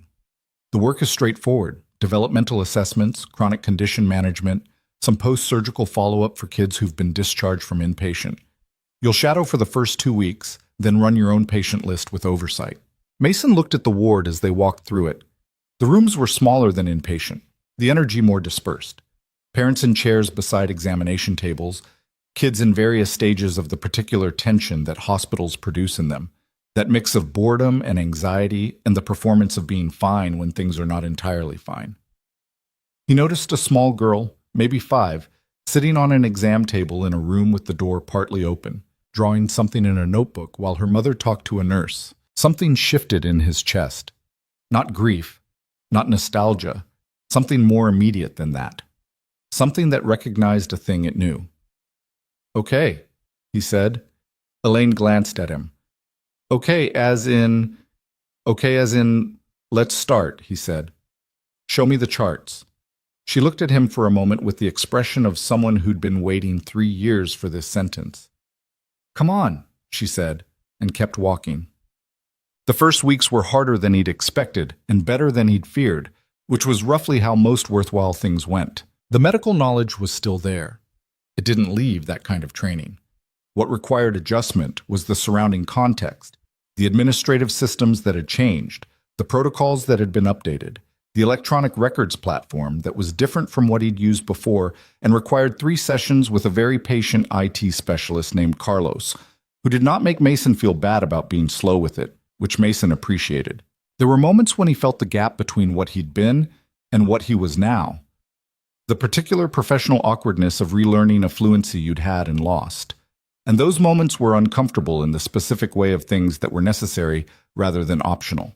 But then there were the kids. There was a 9-year-old named Marcus who had been through 2 cardiac surgeries and came to his follow-up appointment with the energy of someone who had decided being alive was an excellent situation and intended to make the most of it loudly. He talked Mason's ear off about a video game for 15 minutes before the exam began, and Mason let him, because Marcus had been told he was complicated and fragile for most of his life, and sometimes what a kid needed most was to be treated like a person before being treated like a patient. There was a 6-year-old named Lily who wouldn't speak in the appointment, wouldn't speak to anyone in clinical settings, it turned out, a response to something difficult in her history. But who, when Mason sat on the floor of the exam room, rather than looming over her from standing height, pulled out a small stuffed rabbit and introduced it to him with the careful formality of someone performing a significant social act. He examined the rabbit first, with the stethoscope and the reflex hammer and all of it, grave and thorough, before he touched Lily. By the end of the appointment, Lily had climbed into his lap to look at something he was showing her on the tablet, and her mother had been crying quietly in the corner chair for 10 minutes and trying not to let anyone see. He saw Elaine in the hallway after that one. "The Ramos girl," Elaine said. "Yeah. She hasn't let anyone examine her without a full meltdown in 2 years." Mason looked at the closed exam room door. "She just needed someone to take the rabbit seriously." Elaine looked at him for a moment. "That's what it takes. With the right ones." She paused. "Welcome back, Dr. Reed." He didn't respond to the title. It still felt strange on him, like wearing something that used to fit perfectly and now required readjustment. But he didn't correct her either. He went and wrote up his notes. Emma found out about the hospital on a Sunday, not because Mason made an announcement, but because Emma found his Northern Metro badge on the kitchen counter while she was looking for a rubber band. She picked it up and looked at it for a long time. "Daddy," she said. He was in the other room. "Yeah. This says Dr. Reed." A pause. "Yeah." She appeared in the doorway holding the badge in both hands with a seriousness that reminded him so acutely of Sarah that it briefly stopped his breath. "You're a doctor again?" "Part of the way," he said carefully. "I'm doing some consulting work at a hospital. It's not like before." "But you're helping kids." "Some of them." She looked at the badge for another moment. "Mom always said you were supposed to be a doctor," she said. "She told me. When I was little. She said you were the best kind." He did not trust himself to speak for several seconds. Emma walked over and handed the badge back to him. "You should put it somewhere you won't lose it," she said, with the practical authority of someone who had given this sufficient thought. "Not on the counter." "Where should I put it?" She considered. "By the door, so you remember to take it." He looked at her. This small, certain, extraordinarily particular person who had his face and her mother's eyes and had managed somehow, in the absence of so many things, to develop into someone who handed you exactly what you needed to hear in the form of a 7-year-old's logistical advice. By the door, he said. By the door, she confirmed, and went back to looking for the rubber band. The three of them had been building something, and then November arrived, and the thing they'd been building ran into a wall. It started at Emma's routine cardiology follow-up. She'd had a murmur noted at her 3-year checkup, a small, incidental finding, one of those things that got flagged and monitored and had been described as low concern at every subsequent appointment. Mason had filed it in the category of things that required vigilance rather than alarm, which was a different part of the brain from the part that carried active fear. But the category existed, had always existed, and he visited it regularly at 2 in the morning without acknowledging that he was doing it. The cardiologist's name was Dr. Soren Bay, and he was excellent at his job and had the specific quality of honesty that Mason recognized and respected, and on this particular afternoon in November, did not want to receive. Bay had looked at the echocardiogram for a long time. "The murmur has changed," he said. Mason was sitting in the chair beside Emma's exam table. Emma was watching something on a tablet with earbuds in. Mason had brought it specifically so she could tune out for the appointment because she was old enough to understand medical conversations if she was paying attention, and some conversations needed to happen in a different register first. "How?" Mason said. "The valve is showing early abnormality. Not emergency level yet, but trending in a direction I don't want to ignore." Bay set down the chart and looked at Mason directly. "I want to refer her to pediatric cardiac surgery for evaluation. The likely recommendation is going to be repair, sooner rather than later, while the cardiac function is still strong." The room was very quiet, except for the faint tinny sound of whatever Emma was watching. "Timeline," Mason said. 6 to 8 weeks for the evaluation. If they recommend surgery, probably 3 to 4 months after that, depending on scheduling and her overall presentation." Mason looked at Emma. She was watching the tablet with her feet swinging off the edge of the exam table, completely unaware of what was happening 18 inches to her left. She had a small smile at whatever she was watching. One of her cartoon cat scrunchies had slipped and was hanging at a precarious angle from the end of one pigtail. He reached over and straightened it without thinking. Emma didn't look up. "Okay," Mason said. "Who do you recommend for the surgical evaluation?" Ba gave him the name. Mason knew it, knew the reputation, knew the program, knew it was the right call. He asked the relevant questions in the calm, functional register that he'd spent his whole career developing and that served him now with the specific cruelty of professionalism, keeping the fear at professional distance while the evaluation happened. When they were done, he closed Emma's tablet and said, "Hey, Bug, Dr. Bay found something we're going to keep an eye on." Emma took out her earbuds. She looked at Bay, then at Mason. "Is it my heart?" "Yeah." She was quiet for a moment. "Is it bad?" "It's something that needs to be fixed. It's fixable." He held her gaze. "I promise you it's fixable." She looked at him with the specific quality of trust that 7-year-olds place in parents, comprehensive and slightly terrifying in its completeness. "Okay," she said, and put her earbuds back in. Mason looked at the wall. He let himself have 30 seconds of pure unfiltered fear, which was all he could afford. Then he put it somewhere he could carry it and drove his daughter home. He told Vanessa that same evening, not because he'd planned to. He'd driven home, made dinner, put Emma to bed with an extra story, and sat at the kitchen table in the specific quiet of a house where something had shifted. He picked up his phone twice and put it down. The third time, he called. She answered on the second ring. "Hey, Emma's cardiologist found something today," he said. "She's going to need heart surgery." A silence. Not the silence of someone shocked into stillness, but the silence of someone absorbing a thing and taking it seriously. "How serious?" "Serious enough. Not emergency. But not nothing." "What are the options?" "There's one option, surgery. The question is when and who performs it, and how I... He stopped. "How you pay for it," she said quietly. He was quiet. "Mason, I'm not asking you for anything," he said. "I know you're not. I'm just..." He pressed his hand flat on the kitchen table. "I'm telling you because I needed to tell someone. Because I've been sitting here for 3 hours, and the only person I wanted to call was you." He paused. "That's not a request. It's just true." The silence on the line had a different quality now. I'm coming over, Vanessa said. You don't have to. I know I don't have to. Her voice was even, no performance in it. I'm coming over. She arrived 40 minutes later with nothing in her hands. No food, no flowers, no props, none of the gestures that people reached for when they were uncomfortable with the weight of someone else's emergency. Just herself. In the coat she always wore, slightly windburned from the walk from where she'd parked. She sat across from him at the kitchen table and didn't say anything for a moment. Tell me what you know, she said finally. So he told her. All of it.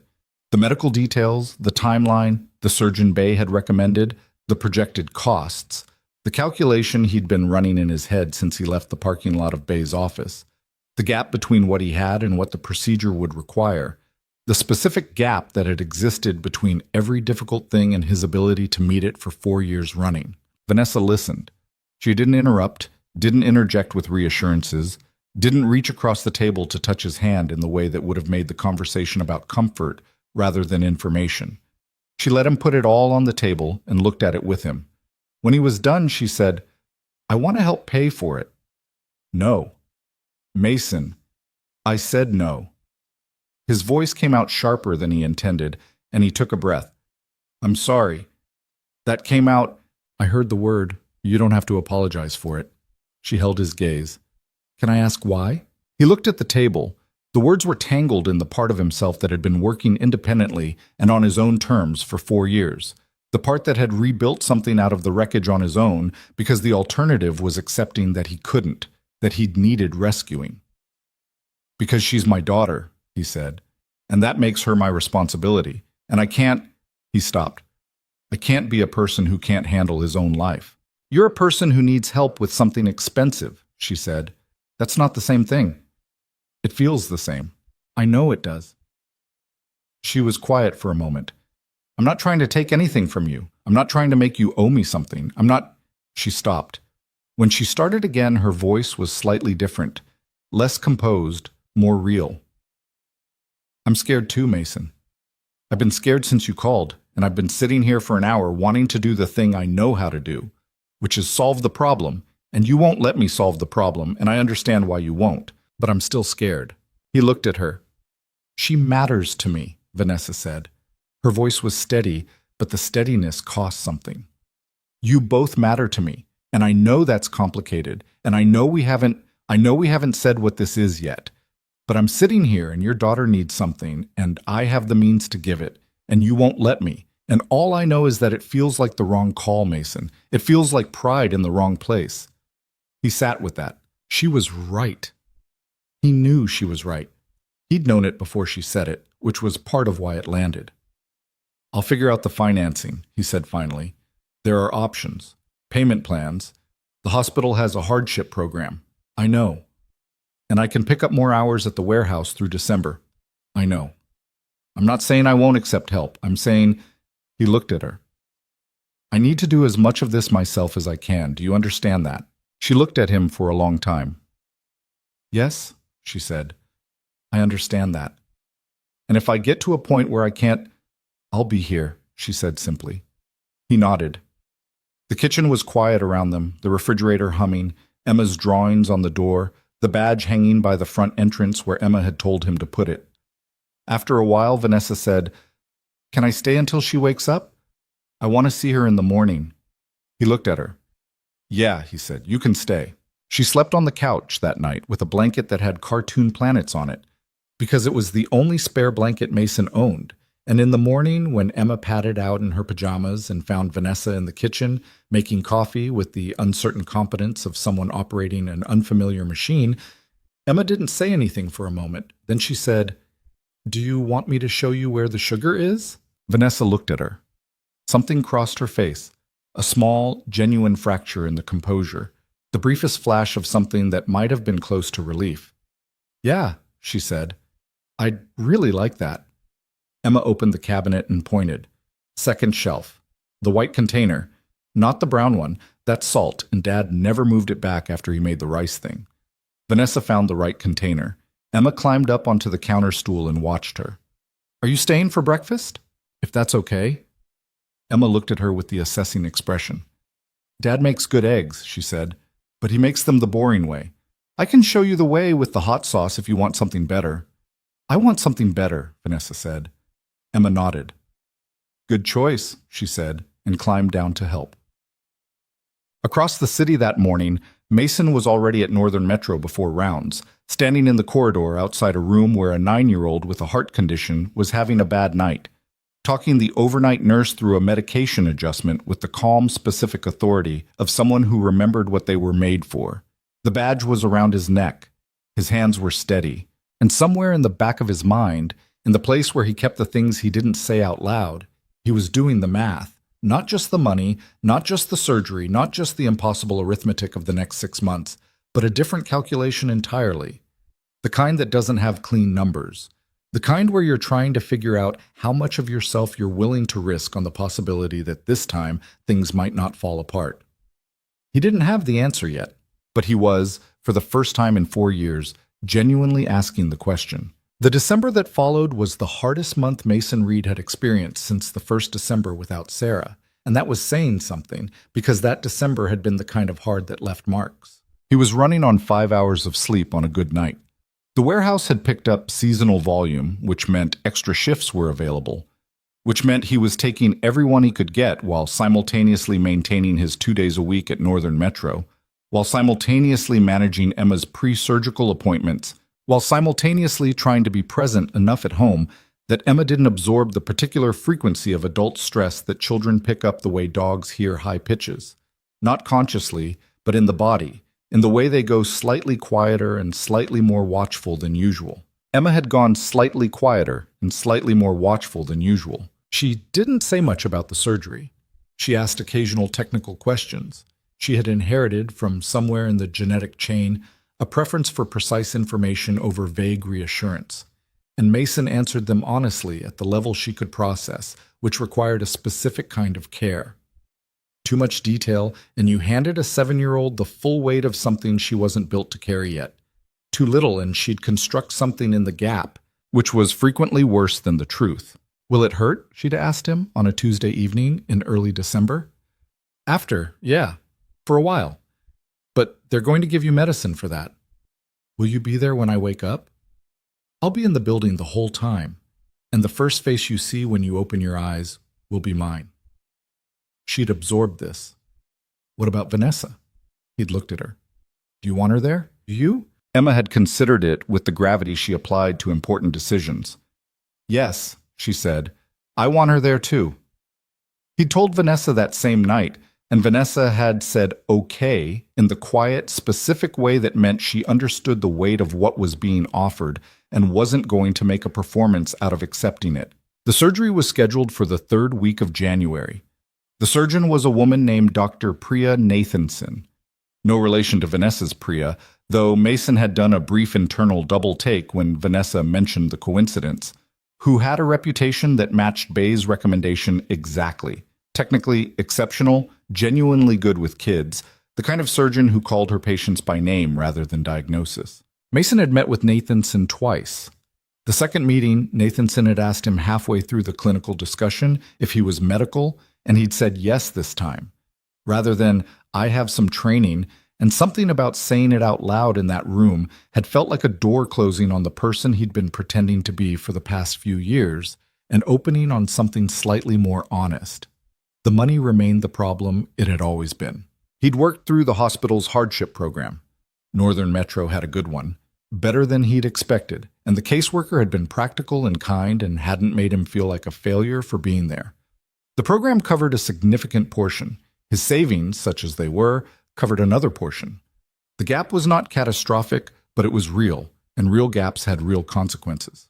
He'd applied for 2 medical financing programs and been accepted to one with an interest rate that was reasonable by the standards of medical debt, which meant still painful but survivable. He'd done the math, reorganized it, done it again. He knew the number. He carried it the way you carry uncomfortable knowledge, not in the front of your mind, but always accessible, always there when you reached for it. And then, the second week of December, Vanessa did something that he didn't find out about until a week after she did it. And when he found out, they had the first real fight of whatever it was they were. He found out from Priya, Vanessa's Priya, not the surgeon, who mentioned it in passing while delivering a document to Vanessa's office during a Thursday coffee that Mason had joined at the office rather than the diner because Vanessa had back-to-back meetings, and this was the only gap in her day. Priya had come in to get a signature, noticed Mason sitting across from Vanessa with a coffee, and said with the tone of someone who assumed everyone in the room shared the same information. The Nathanson surgical deposit cleared this morning, by the way, she confirmed. A small silence. Vanessa signed the document without looking up. Mason looked at Vanessa. Priya, who had 4 years of experience reading rooms that contained Vanessa Hale, understood immediately that she had contributed to a situation and retreated with professional efficiency. The office door closed. Mason set down his coffee cup. He did it carefully, which was a sign that he was controlling something. "You paid the surgical deposit," he said. Vanessa set down the pen. "Yes." "Without telling me?" "Yes." He looked at her. He was working to keep his voice level, and the effort of it was visible. "Why?" "Because you would have said no." "That's exactly why you should have told me." "Mason?" "No." He stood up, not dramatically. He didn't push the chair back or raise his voice. He just stood, because sitting felt wrong for what he was trying to say. "I told you specifically. I told you I needed to do as much of this myself as I could. I told you I would ask if I needed to. I was explicit about it."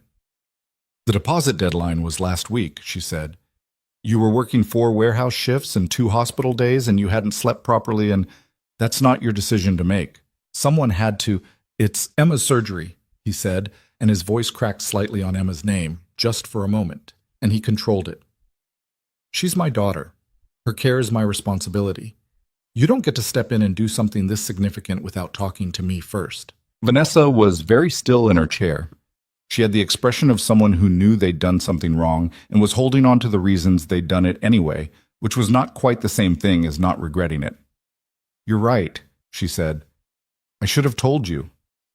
"Yeah, I was watching you run yourself into the ground, and I—" She stopped. When she started again, there was less composure in it, more of the actual thing underneath. "I was scared. I was scared you were going to collapse before the surgery happened, or that you were going to let the deadline pass because you couldn't bear to not be the one to cover it, and Emma was going to—" She pressed her fingers to the edge of the desk. "I panicked, and I did the thing I do, which is fix the financial problem, and I did it without asking because I knew you'd say no." "You knew I'd say no," he repeated, "and you did it anyway." "Yes. That's not okay, Vanessa." "I know it's not." The silence between them had weight. Not the comfortable silence of people who knew each other well enough to be quiet together, but the friction weight of something that had to be worked through rather than around. "She's not a problem for you to solve," he said finally. "She's a person. She's my person, and I am—" He stopped, tried again. "I'm already terrified of what it means that she matters to you. I'm terrified of what it means that you matter to us. Because the last person who mattered to us—" He didn't finish the sentence. Vanessa looked at him. "I'm not Sarah," she said quietly. Not as a correction, not as a defense, just as a fact she was putting on the table. "I know you're not, and I'm not going anywhere." Her voice was still even, but it cost her something this time. "I want to say that clearly. Whatever this is, however long it takes for you to figure out what you want it to be, I'm not going anywhere." He looked at her for a long time. "You can't promise that," he said. "I know I can't." She met his eyes. "I'm promising it anyway." The office was very quiet. Outside the window, the December city was doing its gray afternoon thing, indifferent and ongoing. "I'm going to pay you back," he said. "The deposit, whatever portion it was, I'm going to pay it back." "You don't—" "I'm going to pay it back," he said again, and his voice had the quality of something non-negotiable. "Not because I think you need the money, because I need it to be a debt I'm settling rather than a gift I'm receiving. Do you understand the difference?" She looked at him for a moment. "Yes," she said. "I understand the difference." "Then we're okay," he said. "But don't do that again. Don't make decisions about Emma without me." "I won't," she said. And then, "I'm sorry." He picked up his coffee cup, sat back down. The chair was slightly uncomfortable. A nice chair, the kind that looked better than it functioned, which was true of a lot of expensive things. He shifted and found a workable position. "How much was the deposit?" he said. She told him.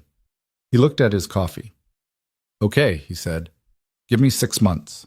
Take whatever time you need," she said. "There's no interest." He almost smiled at that. Almost. Of course there isn't. January was cold the way the city got cold when it meant it, the kind that crept under the edge of your coat and found the gap between your collar and your jaw and stayed there. Mason drove Emma to Northern Metro on a Tuesday morning before dawn, both of them quiet in the truck, in the particular way of people sharing a difficult thing without talking about it directly. Emma had her stuffed rabbit in her lap, the same one she'd had since she was 3, worn soft from years of handling, one ear slightly misshapen from a washing machine incident when she was 4. She'd decided the rabbit should come because, she explained, the rabbit had been to the hospital before when she'd had her tonsils out, and had demonstrated good behavior and therefore earned the right to return. Mason had agreed that these were valid criteria. They checked in at 5:45 a.m. The pre-op nurses were good, efficient and kind in the manner of people who had walked hundreds of families through this specific morning and knew exactly how to make it slightly less terrible without pretending it wasn't what it was. Emma changed into the hospital gown with the cartoon animals on it and sat on the pre-op bed and looked around the room with the assessing expression that she deployed on new environments. "It smells like the other hospital," she said. "They all smell about the same. Is Dr. Nathanson nice?" "I've met her twice. She's good." "That's not what I asked." He looked at his daughter. "Yes," he said. "She's nice." Emma seemed satisfied with this. She held the rabbit in both hands and looked at the door. "Is Vanessa here?" "She's in the waiting area. She'll be here when you wake up." "Can she come in now?" He hesitated, not because he didn't want Vanessa there, but because the hesitation had become a reflex, the small protective pause before each step deeper into something he didn't have a map for. He recognized it. He made the conscious decision to override it. "I'll get her," he said. Vanessa was in the waiting area in the chair closest to the door to pre-op, in jeans and a sweater rather than the work clothes Mason usually saw her in, which made her look different, more like a person and less like a version of herself that had been polished for public consumption. She was holding a paper coffee cup that she'd barely touched, and looking at the middle distance in the way of someone whose thoughts were somewhere other than the room. She looked up when Mason appeared. "She's asking for you," he said. Vanessa set the cup down and stood up in one motion. They walked back into pre-op together, and Emma looked up from the bed and said hi with the easy directness of someone whose emotional processing was more efficient than the adults around her. And Vanessa crossed the room and sat in the chair beside the bed, and Emma handed her the rabbit. "Can you hold him?" Emma said. "He gets nervous." "I'll take good care of him," Vanessa said. "He likes it when you talk to him." "What should I talk to him about?" Emma thought about it. "Tell him about the anglerfish," she said. "I told him, but he doesn't fully get it. He needs to hear it from a different person." "Okay," Vanessa said. She held the rabbit in her lap and looked at it with complete seriousness. "So," she said quietly to the rabbit, "the anglerfish. Let me tell you some things." Mason stood at the foot of the bed and watched his daughter watch Vanessa talk to her rabbit, and the terror and the love were so entirely tangled together in his chest at that moment that he couldn't have separated them if he tried. He didn't try. Dr. Nathanson came in at 6:15, spent 20 minutes with them, answered Emma's detailed list of questions with the patience of someone who'd been told to expect detailed questions and had genuinely prepared for them, and then the anesthesiology team arrived, and it was time. Emma looked at Mason. "You'll be here," she said. "I'll be here." "First face." "First face," he confirmed. She looked at Vanessa. "You too?" Vanessa held her gaze. "Me too," she said. Emma nodded.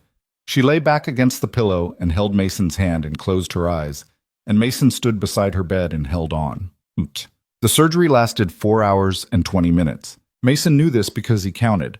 Not continuously, he sat in the surgical family waiting room and read 3 pages of a book he'd brought and retained none of it, and drank 2 cups of coffee that tasted like nothing, and walked the length of the corridor 6 times, and sat down and stood up, and Vanessa was there through all of it, in the steady, uncomplicated way of someone who understood that presence was the thing required and not performance. She didn't tell him it would be fine. She didn't reach for optimism that neither of them could verify. She sat beside him and was there. And when he stood up to walk again, she stood up too and walked with him. And when he sat, she sat, and they didn't talk much. And when they did, it was about small things. Emma's recent anglerfish phase. A patient at Northern Metro named Marcus who'd sent Mason a drawing through the hospital mail system. The fact that the waiting room had a coffee machine but no tea, which Vanessa found inexplicable. At one point he said, out of nowhere, "She would have liked you." Vanessa looked at him. "Sarah," he said. She had very strong opinions about people. It took her about 45 seconds to decide about someone, and she was almost always right. He looked at the corridor wall. "She would have liked the way you listen. She was always telling me I didn't listen enough. She would have liked someone who proved her point." A beat. "I listen too much sometimes," Vanessa said. "I use it to avoid talking." "I know. That's a different problem." "It is," he agreed. She was quiet for a moment. "She sounds like someone worth being liked by." "She was," he said simply. At 4 hours and 8 minutes, Dr. Nathanson came through the door in her scrubs, and Mason stood up before she'd fully crossed the room, and she smiled. Not the performed reassurance smile, but the actual one, the one that came from a good outcome, and said, "She did well. Everything went as planned. She's in recovery and asking for her rabbit." Mason sat back down.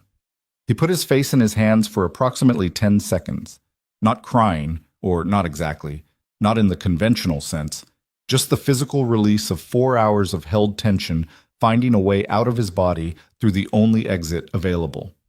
Vanessa put her hand on his back. She didn't say anything. She just put her hand there and left it. He sat up. "Okay," he said. "Okay." He turned to Dr. Nathanson. "When can I see her? Give recovery 10 minutes to get her settled, and then we'll bring you back." He nodded. And then, because it had to be said, he looked at Nathanson and said, "Thank you." Nathanson looked at him with the expression of someone who understood exactly what those 2 words were carrying. "She's going to be fine, Dr. Reed," she said. "Go be with your daughter." Emma's recovery was 4 days inpatient and then home, which Mason had prepared for with the particular efficiency of someone who had identified the task and executed it entirely to avoid examining the feelings underneath. He'd rearranged Emma's room to minimize the need for her to climb or reach for things. He'd stocked the refrigerator with everything she'd eat during recovery.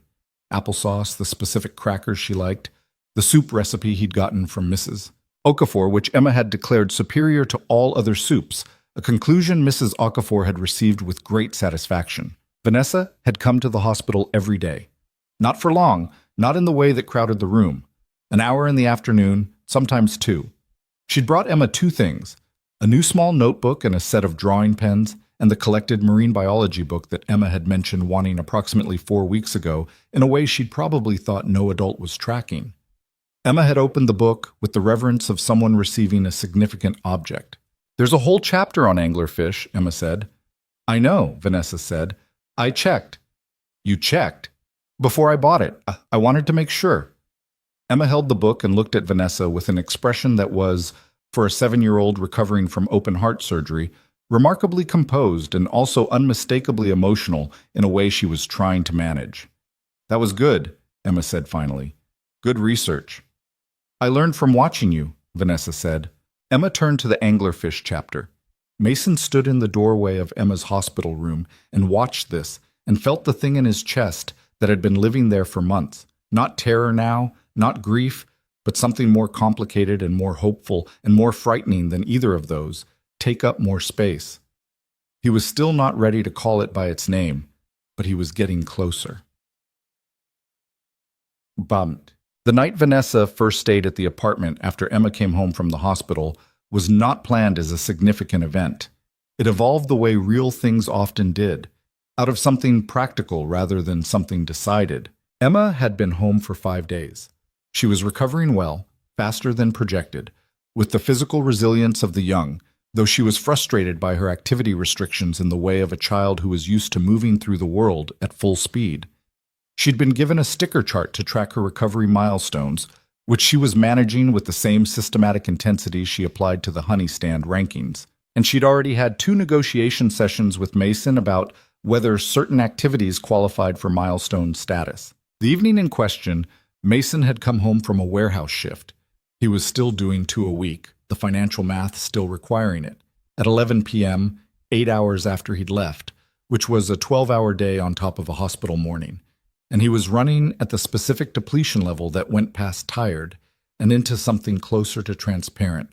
He could feel his own edges, the slight unreliability of his attention, the way certain thoughts weren't quite finishing themselves. Vanessa had been at the apartment for the afternoon. She told him she'd come by to sit with Emma, which was true, but the other truth was that she'd arrived at 3 and Emma was asleep by 8:30, and Vanessa had spent the intervening hours cleaning his kitchen with the focused quiet of someone who needed to do something with their hands, and then reading on the couch, and then falling asleep on the couch at some point before 11, because when Mason came through the door, she was still there. She woke up when she heard his key in the lock, that immediate alertness of someone sleeping lightly, and sat up and said, slightly disoriented, "Is Emma?" "She's fine," he said. "She's been asleep for hours." Vanessa looked around the apartment with the slightly blurry expression of someone putting together where they were. Then she looked at Mason, who had put his jacket on the hook and was standing in the entryway looking like a man who had reached the functional limit of vertical. "Sit down," she said. "I'm okay." "Mason, sit down." He sat down at the kitchen table, not because she'd told him to, but because she was right, and his body had decided the option was available and acted on it before his pride could object. She went to the kitchen and made tea, which she'd learned to make in his kitchen over the past several weeks and still did slightly wrong in a way that produced something drinkable, but not quite what he'd make himself. She put the mug in front of him and sat across from him. "How much did you sleep last night?" she asked. 4 hours. "And the night before? Similar?" "Mason, I know," he said. "I know. After January, things get—" He rubbed his face with both hands. "The warehouse winds down after the holidays. The hours will drop. I'll catch up." She looked at him for a long moment, not with frustration, with something more like pain, the specific pain of watching someone run themselves down and being unable to completely stop it. "Let me take some of the warehouse shifts," she said. He looked up. "What?" "Obviously not literally," she said, "but let me—" She stopped, tried again more carefully, in the way she'd learned to approach this particular subject. "You told me you'd ask when you needed to. I'm not offering to take over. I'm asking if there's something specific, something bounded, that I can do that would let you sleep more than 4 hours. He looked at her. "Grocery shopping," she said. "Picking Emma up from her follow-up appointments when you're at the warehouse. Small things. Things that don't feel like charity." She said the word with precision, acknowledging the weight of it. Things that feel like what people do when they're in each other's lives. He was quiet for a moment. "We're in each other's lives," he said. "Yes," she said. "We are." He wrapped both hands around the mug. The tea was too weak. She'd steeped it wrong again. But it was warm, and it was there. "Okay," he said. "The Wednesday follow-up. I've got a double shift. If you could pick her up, I'll pick her up. She'll want to stop at the farmer's market if it's not too cold. I know she will." He looked across the table at her. She was sitting in the chair she usually sat in the kitchen of his apartment, in the particular way of someone who had made themselves comfortable enough to fall asleep on his couch and wake up at 11 p.m. without feeling like they needed an excuse for being there. Her hair was slightly messy from the couch cushion. She had a book open face down on the table beside her, the spine bent back, a habit Mason found mildly offensive but had not yet said anything about. "You're staying," he said. It wasn't accusatory. It was something else, a recognition, an acknowledgement, a small precise naming of a thing that had been accumulating for months. "Is that okay?" she asked. He looked at her. He thought about the calculation he'd been running for months. Not the financial one, the other one, the harder one. He thought about the 4-hour nights and the warehouse shifts and Emma's sticker chart and the badge by the door and Dr. Nathanson's face in the waiting room and Emma's rabbit and Vanessa talking to it in a hospital pre-op room at 6 in the morning. He thought about a mountain 8 years ago and a woman who'd fought him when he told her to stop moving. and how that had been the first time he'd known something about her that she probably didn't know about herself. "Yeah," he said, "it's okay." She nodded once. She picked up her book, fixed the bent spine with the automatic guilt of someone who knew they did it wrong, and opened it back to her page. They sat in the quiet kitchen together while the city went about its late-night business outside, and Mason drank his 2-week tea and felt the specific weight of the day leaving his body by degrees, and the particular quality of the quiet between them was the kind that didn't require filling. At some point he said, "The book thing." She looked up. "When you read, you crack the spine back," he said. "It damages it." She looked at the book. "I know. I've always done it. It's a bad habit." "It is." She looked at him over the book. "Are you going to tell me to stop?" He looked at her for a moment. "No," he said. "I'm just noting it." The corner of her mouth moved. "Noted," she said. She went back to her book. He finished his tea. Outside, December did its cold, indifferent thing, and inside the small apartment on the west side of the city, something had quietly shifted into a different configuration, not complete, not settled, still complicated in all the ways that real things are complicated, but real, undeniably, uncomplicatedly real. Damn. He was on the phone with Elaine Harlan in the second week of January, when she said the thing that had been building in the background of every conversation they'd had since November. "The surgical fellowship slot," she said. "It opens in March, full time." He was quiet. "I know it's early," she said. "I know you just started the consulting work. I know there are, She paused. "Personal considerations. Emma's surgery is the 3rd week of January." "I know. I'm not asking you to decide today. I'm asking you to know it exists." He sat with that. The surgical fellowship. The thing the other version of his life had been building toward.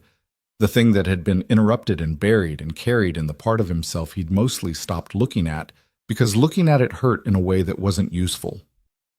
"The full program," he said. "Not the consulting arrangement." "The full program," Elaine confirmed. "Or a phased transition. We can structure it to accommodate—" She paused. "A single parent schedule. We're more flexible than we used to be." "Why?" "Because we lost good people by not being flexible, and we finally had the honest conversation about what that cost us." A pause. What it cost the kids. He thought about Marcus, about Lily and her rabbit, about a 9-year-old whose heart had been repaired by someone who knew what they were doing and had come back to it because someone had been paying attention. "I'll think about it," he said. "That's all I'm asking," Elaine said. He thought about it for the rest of the day. He thought about it while he drove Emma to her pre-surgical consultation. He thought about it while he made dinner and while Emma narrated her ongoing research into deep-sea bioluminescence and while he lay in the dark after she was asleep and the apartment was doing its nighttime sounds. He was still thinking about it on the rainy evening 3 weeks after Emma's surgery when he drove to Vanessa's building and took the elevator to her floor and knocked on her door. And she opened it with the slightly confused expression of someone who hadn't known he was coming, and before she could ask, he said, "I need to tell you something." She stepped back to let him in. He was wet from the rain. He'd parked 2 blocks away and walked without thinking about it, which he'd done twice with her now, the walking in the rain thing, and there was probably something to note about the pattern. She handed him a towel without comment. He stood in her apartment, which was large and expensive and beautiful, in the way that things are when someone has built something significant and then filled the space of it with objects rather than people. And he felt, as he sometimes did here, the particular awareness of how different their circumstances were, and how that difference existed in every dimension: financial, experiential, the fundamental texture of daily life, and also how that difference had stopped feeling like a barrier somewhere over the past few months, and had started feeling like something they could simply account for and work with. "There's a fellowship slot at Northern Metro," he said. "Full surgical program. It opens in March." She looked at him. "I want to take it," he said. "I think I've been wanting to take it for longer than I've been willing to say." He looked at her. "But it means the schedule changes. The warehouse is gone.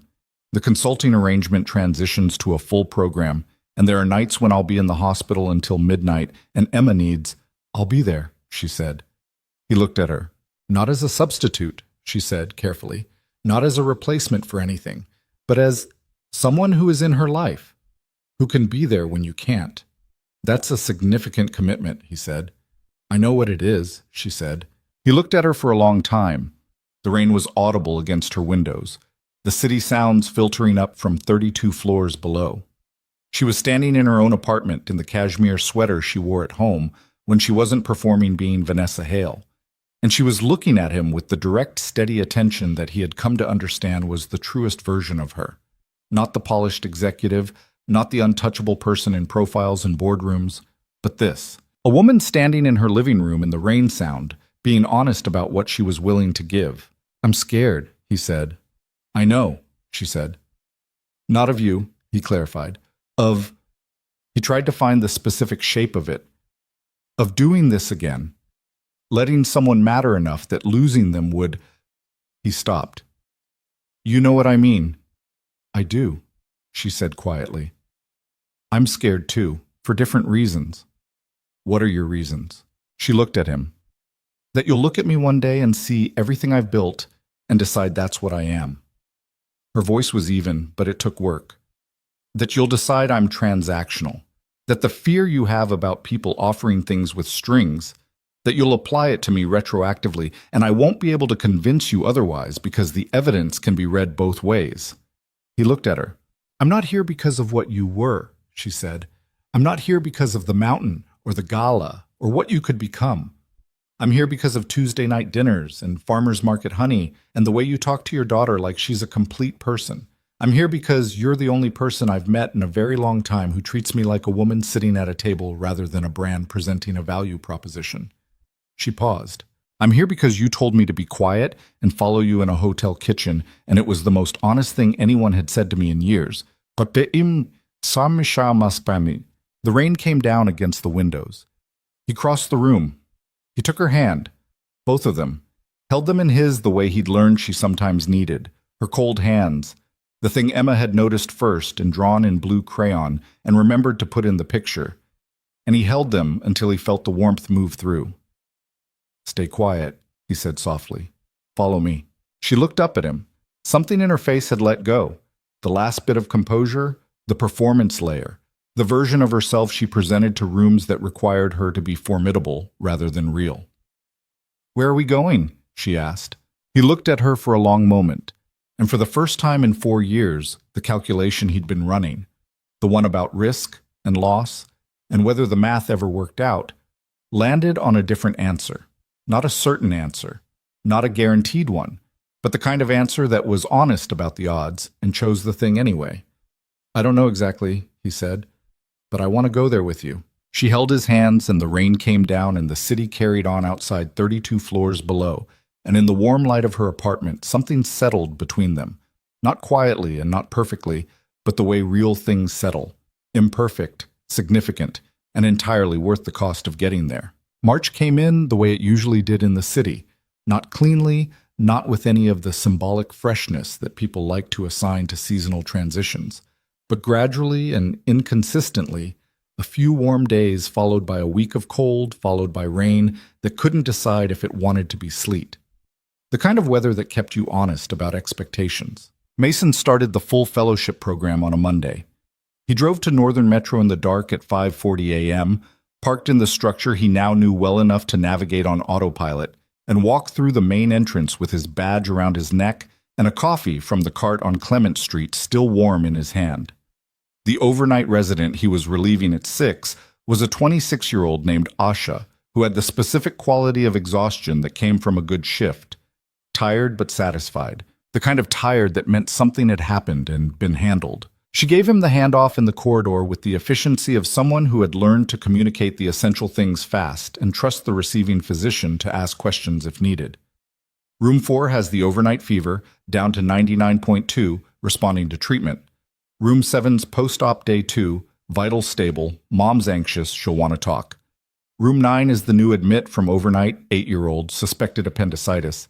Surgery consult's already been paged. Got it, Mason said. Go, sleep. Already gone, she said, and was.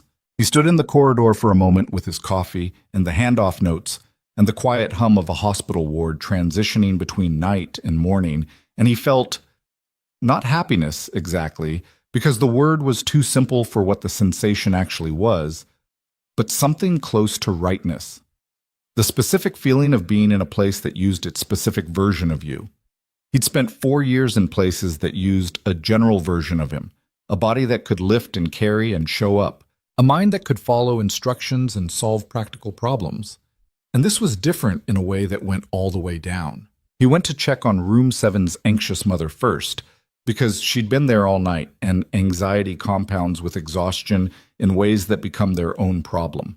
The mother's name was Diane. Her son was 6, recovering from a procedure the day before, and she had the look of a woman who had been awake for 20 hours running worst-case scenarios. Mason pulled a chair up beside her rather than standing, which took 30 seconds and changed the entire register of the conversation. "Tell me what you're worried about specifically," he said. She looked at him like she hadn't expected the word specifically. "Everything," she said. "Okay, let's start with the thing that's loudest."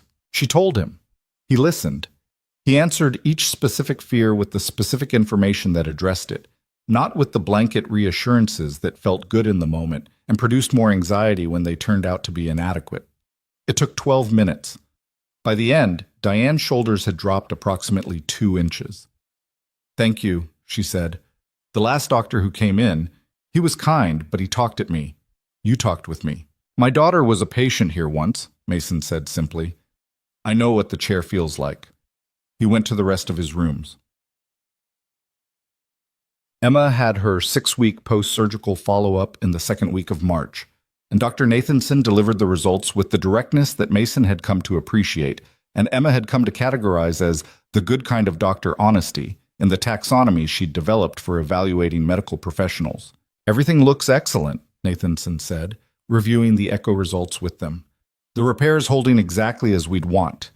No signs of residual compromise. Cardiac function is normal range for her age." She looked at Emma directly, rather than at Mason, which Emma had told him in the car on the way over was her primary criterion for a doctor being trustworthy. "You were a very good patient, Emma." "I know," Emma said. Nathanson smiled. "I'm removing the activity restriction. Gradually, let's say 2 more weeks of taking it easy, and then back to normal." Emma processed this. "Does taking it easy include gym class?" "Light activity. Gym is sometimes light. I'll leave that negotiation to you and your father." "We're going to negotiate," Emma told Mason. "I know," he said. Outside the hospital, in the parking structure with the gray March light filtering through the concrete levels, Emma walked beside Mason with her hands in her coat pockets and said nothing for a moment. He was used to her silences by now, had been studying them for 7 years and could distinguish between the working something out silence and the avoiding something silence and the just being comfortable with quiet silence. This was the first kind. He waited. "Dad," she said. "Yeah. Is my heart fixed?" "Yes," he said. "It's fixed." She walked another few steps. "Like permanently?" "Nathanson will monitor it, but the repair is designed to be permanent, yes." "So I'm not going to die from it?" He stopped walking. She stopped too and looked up at him with the specific expression of a child who had been carrying a question for a very long time and had finally found the configuration that allowed it to come out. She wasn't panicking, she was just asking, which was somehow harder to witness than panic would have been. He crouched down so he was at her level, right there in the parking structure on the concrete, not caring about the car exhaust and the gray light and the fact that this was not a beautiful location for a moment that mattered. "No," he said. "You're not going to die from it. Not from this." "You can't actually promise that," she said, with the precision that he'd both cultivated in her and was occasionally leveled by. "No," he admitted.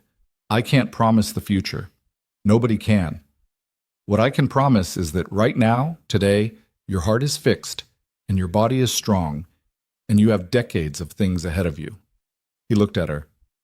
"And whatever comes, I will be the person figuring it out with you, every time." She looked at him for a moment. "And Vanessa?" He held her gaze.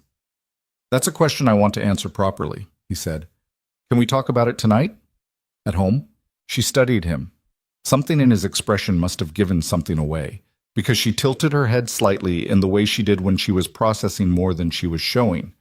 "Okay," she said, and started walking again toward the truck. He stood up and followed her, and the particular quality of what he was feeling in that moment, the relief and the love and the weight of everything it had cost to get here, and the awareness of everything still ahead, was not the kind of thing that resolved into a clean emotion.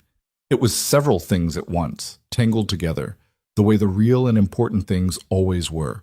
He was learning to be okay with that. He'd been planning it for 3 weeks, not elaborately. Mason was not a man who planned elaborate things, and Vanessa was not a woman who would have responded well to elaborate, which was one of the specific compatibilities he'd come to understand about the two of them. She was uncomfortable with grand gestures performed at her, had told him once, obliquely, that her experience of grand gestures had almost always been about the person making them rather than the person receiving them. He'd filed that away. What he'd planned was small and specific, and he thought honest. He'd talked to Emma about it 10 days ago. Not to ask permission, she was 7, he was her parent, but because she was a person who deserved to know what was coming, who had earned, through years of paying close attention and asking precise questions and loving without conditions, the right to be part of this conversation before it happened. He told her on a Sunday morning, at the kitchen table, over the specific mediocre pancakes he made every Sunday that Emma had never complained about, because she understood pancakes were not his strength and appreciated the effort anyway. "I want to ask Vanessa to marry me," he said. Emma had stopped mid-bite. She'd set her fork down with the deliberateness of someone who needed both hands free for thinking. He'd waited. "Are you going to be her husband?" she'd said finally. "If she says yes." "What would I be?" He'd looked at her. "What do you want to be?" She'd thought about it for a long time. He hadn't rushed it. Some questions deserved the full weight of consideration, even, especially, from 7-year-olds. "She's not my mom," Emma said. Not with grief, not with hostility, just accurate. "No," he said. "She's not. But she's something. She is." Emma had picked up her fork again, ate a bite of pancake, looked at the refrigerator where the current rotation of drawings included the one with the blue hands, which had never come down, which Mason had noticed and not mentioned. "I think she should be something that doesn't already have a word," Emma said finally. "Because all the words for it mean something else, and she's not that thing." He'd looked at his daughter. "Okay," he said. "We can work on the word." Emma had nodded, satisfied. "Does she know you're going to ask?" "No." "Is she going to say yes?" "I think so. I hope so." Emma had picked up a piece of pancake and eaten it thoughtfully. "She's going to say yes," she said, with the calm authority of someone who had already run the analysis. "She looks at you the way Mom looked at you in the pictures." He'd had to look away for a moment. "Dad?" "Yeah." "It's okay," Emma said. "Mom would want you to not be sad all the time." He'd looked back at her. "I'm not sad all the time." "Less than you used to be," she allowed. "Since Vanessa." He couldn't argue with that. The anniversary of the gala fell on a Saturday in late March. Mason had registered this fact quietly, in the private accounting he kept of things that mattered, and had said nothing about it to Vanessa, who had not mentioned it either, though he suspected she knew. They were both people who kept track of things without advertising that they did. They'd spent the day in the ordinary way of people who had stopped performing their time together and had started simply occupying it. Emma's activity restriction had been lifted that week, and she had celebrated by immediately asking to go to the farmer's market, which had been running since the new season started. And so the three of them went in the morning with reusable bags and the specific agenda of a child who had been planning her honey acquisition strategy for weeks. The honey stand woman, her name was Rosa. She'd been at the market for 11 years and had been watching Emma's weekly purchasing patterns with the fond attention of a grandmother, had saved back 2 jars of a new late-season wildflower variety that she'd told Emma about the week before. Emma received them like small treasures. "Dad," she announced, holding one jar up to the weak March sunlight, "I think this might be the best one." "You say that every time there's a new one, because every time there's a new one, it might be. That's how you find out." Vanessa was standing at Mason's shoulder, slightly too close to be accidental and not close enough to be a statement, The comfortable proximity of two people who had stopped maintaining the performance of casual distance. She tilted her head toward him and said quietly, "She has a point." "She usually does," Mason said. "It's exhausting." "I heard that," Emma said, without turning around. They bought the honey and the good bread with the seeds on top, and a small bunch of flowers that Emma picked with criteria that remained entirely her own, and they walked back to the apartment through the particular early spring morning that was cold, but not cold enough to require misery about it, and Emma carried her honey bag with both hands like it contained something precious, which to her it did. After lunch, Emma fell asleep on the couch, the first genuinely relaxed post-surgical sleep, the kind of heavy afternoon nap that meant the body was done with its emergency protocols and had returned to normal operations. Mason put a blanket over her and stood looking at her for a moment, this whole entire specific person who had been depending on him since she was born and had somehow, against significant odds, turned into someone extraordinary. He turned around and Vanessa was in the kitchen doorway watching him watch Emma. "Come outside," he said quietly. They went out to the small back area behind the apartment building. It wasn't quite a garden, more an outdoor maintenance space that the building super had, over years of tenants asking, gradually made into something almost pleasant with container plants and string lights that someone had hung years ago and never taken down.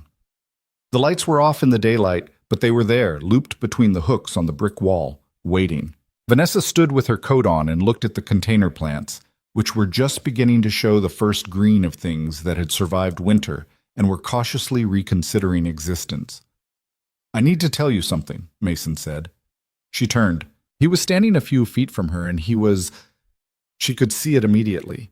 The specific quality of a person who had decided something and arrived at the decision through a long and serious route, not nervous in the way of someone uncertain, but present in the way of someone who understood the weight of the moment and was not trying to minimize it. He didn't kneel right away. He said it first.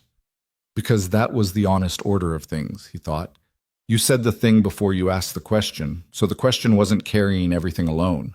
"I've been trying to figure out for a long time," he said, "whether I was allowed to want this, whether I'd used up the portion of things going right, or whether loving someone again was something that belonged to the version of my life that ended." He looked at her steadily. "I couldn't get there on my own. I needed Emma to tell me. I needed the fact of you to make the argument better than I could make it to myself." She was very still. "You didn't fix my life," he said. "I want to be specific about that. I fixed my life. You were there while I did it, which is different and is the thing I needed more than fixing. Someone there.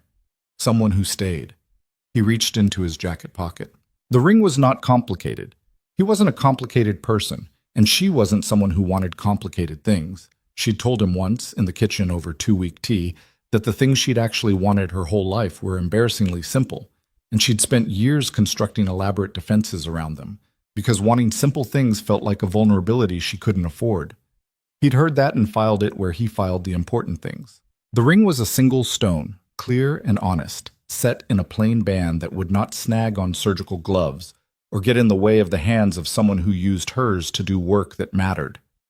He went down on one knee on the concrete of the back area with the string lights off in the daylight and the container plants coming back to life, and he looked up at her.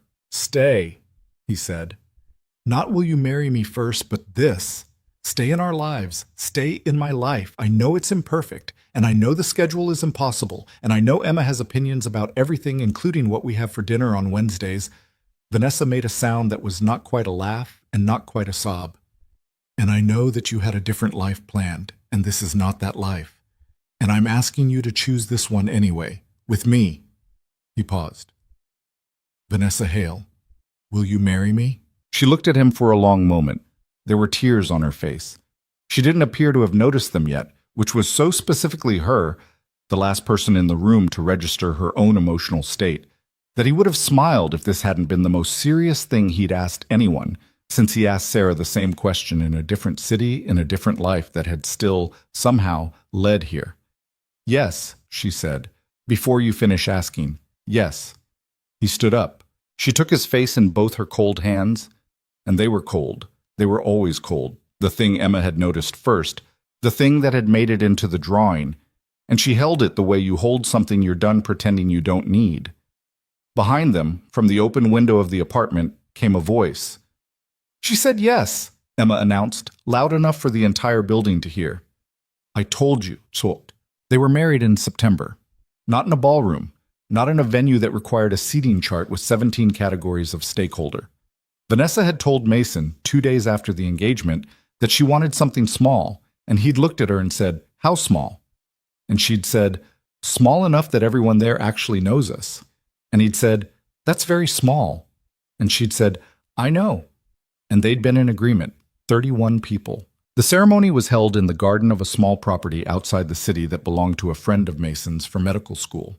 An actual garden, the kind with grass that was slightly uneven in places, and roses that had been allowed to grow in their own direction, rather than being disciplined into formal arrangements. The chairs were mismatched because they'd rented from 2 different places due to a scheduling mix-up that Mason had handled the week before the wedding with the calm competence of someone who had learned that perfect logistics were not the point. Mrs. Okafor was there, in a purple dress she'd bought specifically for the occasion and told Mason was very expensive, which he suspected was not entirely true, but received with the appropriate gravity.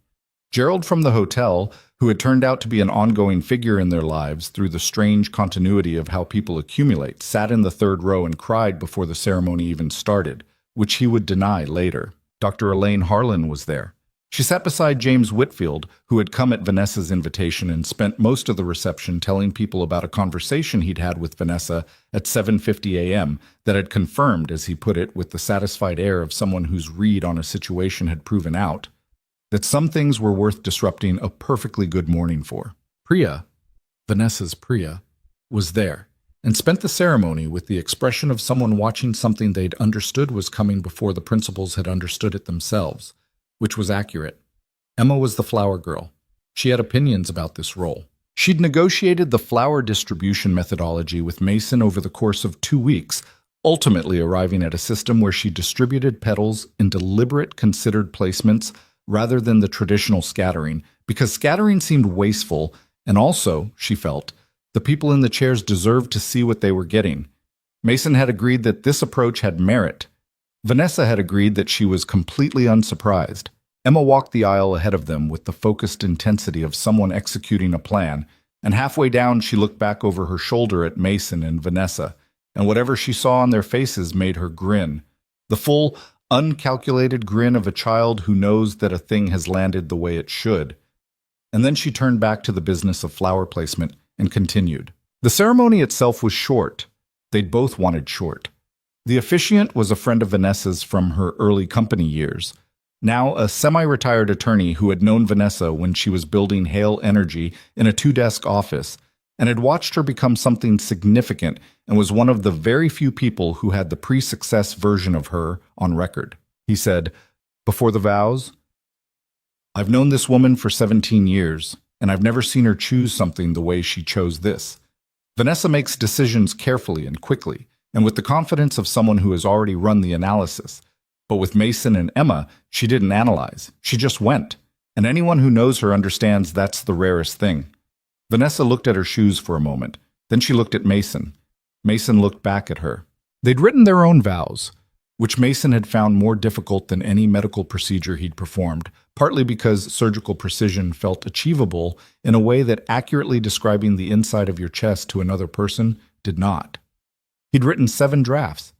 He'd read the final one to Emma, who had told him it was good, but the part in the middle is a little slow, which he'd taken under advisement and edited. He said, "I spent 4 years believing that the second chapter of a life could only be smaller than the first. That loss does that. It makes you renegotiate downward, revise your expectations of what's possible, and call it wisdom. You proved me wrong, not by being extraordinary, though you are, but by showing up consistently.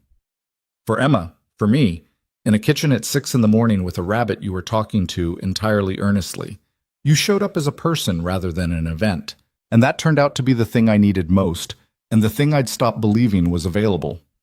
He paused. "I'm not going to promise you a life without hard things, because I've stopped making promises I can't verify. I'm going to promise you that whatever the hard things are, I will be the person standing next to you through them, and that I will never stop seeing you. Not the company, not the reputation, not the version of you that rooms expect. You." Vanessa's vows were shorter. She'd told him, when they'd compared notes, not content, but length, that she'd written a long version and cut it because most of it was about things she was afraid of. And she'd decided that what she wanted to say at this particular ceremony was not about fear, but about its opposite. She said, "I've been excellent at many things in my life. I've built something real, made decisions that mattered, worked harder than I'd recommend to anyone.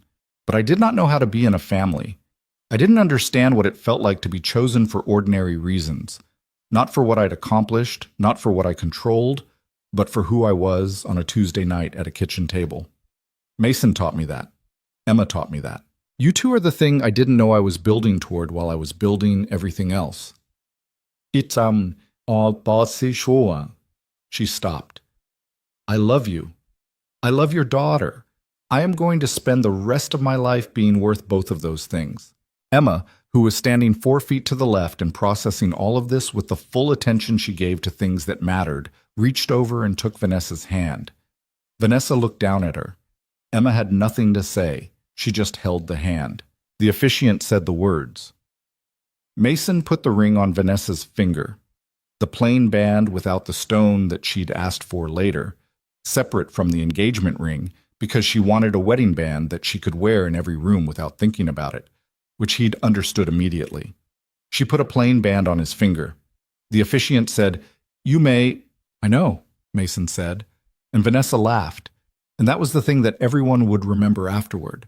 Not the vows, which were beautiful, not the flowers, which were well placed, but the laugh, the real one, the one that came out of her without permission, unpolished and genuine and entirely her own. He kissed her. Emma cheered. Mrs. Okafor cried. Gerald, in the third row, applauded so hard his program fell off his lap. And the mismatched chairs and the slightly uneven grass and the roses growing in their own directions were not a compromise or a limitation, but the exact right thing, because the exact right things are rarely the most polished ones, and anyone who'd been paying attention to this story already knew that. The reception was in the garden and went 3 hours past when it was supposed to end because no one wanted to leave, which was, Mason thought, the best possible outcome of any gathering. He found himself at one point standing at the edge of the garden with a glass of something he'd been handed and not specifically requested, watching the party happen in front of him. Emma was somewhere near the dessert table with Rosa from the honey stand, who had been invited because Emma had insisted and no one had been able to produce a compelling argument against it. Vanessa was across the garden talking to Elaine Harlan, their heads close together in the manner of two women who had found, unexpectedly, that they had a great deal to say to each other. He stood and watched the people he'd accumulated over the course of an improbable year. The ones who'd been there at the beginning, the ones who'd come in later, the ones he'd have missed entirely if a single thread had been pulled differently. Mrs. Okafor, who had a plate of food and was telling Gerald a story that required both hands. Priya, who was talking to Asha from Northern Metro, who'd come because Mason had thought to invite the overnight residents he actually knew, on the basis that the people who showed up in the hard hours deserved to be present in the good ones too. A year ago, he'd been in a borrowed suit with a nicked jaw, holding his daughter's hand in a ballroom where nobody noticed him. He thought about that person. Not with pity, not with the condescension of hindsight, more with the specific recognition of someone looking at an earlier version of himself and understanding now what that version was carrying, the weight of it, the way it had compressed everything into function and survival, and the daily work of keeping a small person safe and loved on resources that were never quite enough. That man had deserved more than he'd allowed himself to ask for. So had the 7-year-old beside him. So had, it turned out, the woman across the garden who had built something enormous and filled the space of it with objects instead of people, and was currently laughing at something Elaine Harlan had said with the full, unguarded version of her face. He didn't think love was a reward for having suffered enough. He'd stopped believing in that kind of accounting. What he believed, what the past year had demonstrated to him in ways he hadn't been able to argue with, was simpler and harder and more worth holding on to. That the people willing to stay were the people worth finding, and that finding them required being willing to be found, and that being willing to be found required a kind of courage that had nothing to do with physical risk or professional excellence. It required being honest about what you needed. It required letting someone see the borrowed suit. Emma appeared at his elbow. She'd obtained a piece of cake and was eating it with the focus of someone conducting a flavor assessment. "Good party," she said. "Yeah," he agreed. "Mrs. Okafor says your soup is better than hers now." "She said that." "She said it to Rosa. I was nearby." Emma ate another bite of cake. "I think she was being generous. Hers is still better." "Agreed. Don't tell her I agreed." "Obviously." She stood beside him looking at the party. "Dad?" "Yeah." "I thought of a word," she said, "for what Vanessa is." He looked at her. "Ours," Emma said. "She's ours." He was quiet for a moment. "That's a good word," he said. "I thought so," Emma said, and finished her cake. Across the garden, Vanessa looked over and found him in the way that had become familiar over the past several months, the specific directness of someone who had stopped pretending they weren't looking. She held his gaze for a moment, and in the warm September evening light, there was something in her expression that he recognized as the true version of her, the one underneath the executive competence and the carefully maintained composure, the one he'd caught glimpses of in hotel kitchens and farmers' markets, and his own inadequate kitchen at 11 p.m. She looked like someone who was exactly where she'd decided to be. He raised his glass slightly. She turned back to Elaine Harlan, but there was something different in the line of her shoulders now, a slightly more settled quality. The particular ease of someone who knows that the person they need to find at the end of the evening is already there. It was 2 years later at a hospital benefit that Mason found himself in a ballroom again. This one was different from the Hargrove Gala in most visible ways. Smaller, affiliated with Northern Metro. The kind of event that was more about the work than the spectacle. But it had chandeliers and it had people in formal wear. And it had the low, rolling hum of a room full of people who understood that they were supposed to be somewhere and be seen. And something in Mason's body registered all of that and returned, briefly and involuntarily, to a November night 2 years ago. He was standing near the far wall, out of the main current of the room, waiting for Vanessa to finish a conversation with a foundation board member who had been trying to secure her signature on something for 40 minutes and was running out of ways to ask. Emma was at home with the babysitter. She was 9 now, old enough to have opinions about babysitters, currently tolerating the one named Devin, who she described as fine, not interesting, but fine.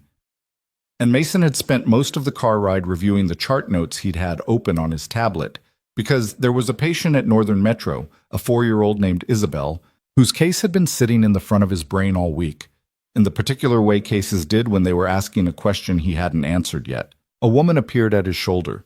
He didn't recognize her. Middle 50s, kind face, the specific posture of someone who worked in medicine or adjacent to it. "Dr. Reed," she said. He turned. "I'm on the Northern Metro board," she said. "I've heard a lot about your work with the pediatric program. The outcomes data from the past 18 months. She shook her head. "Remarkable." "The team is excellent," he said. "I'm one component. Dr. Harlan says you're the component that changed the shape of the whole." He looked at his glass. "Dr. Harlan is generous."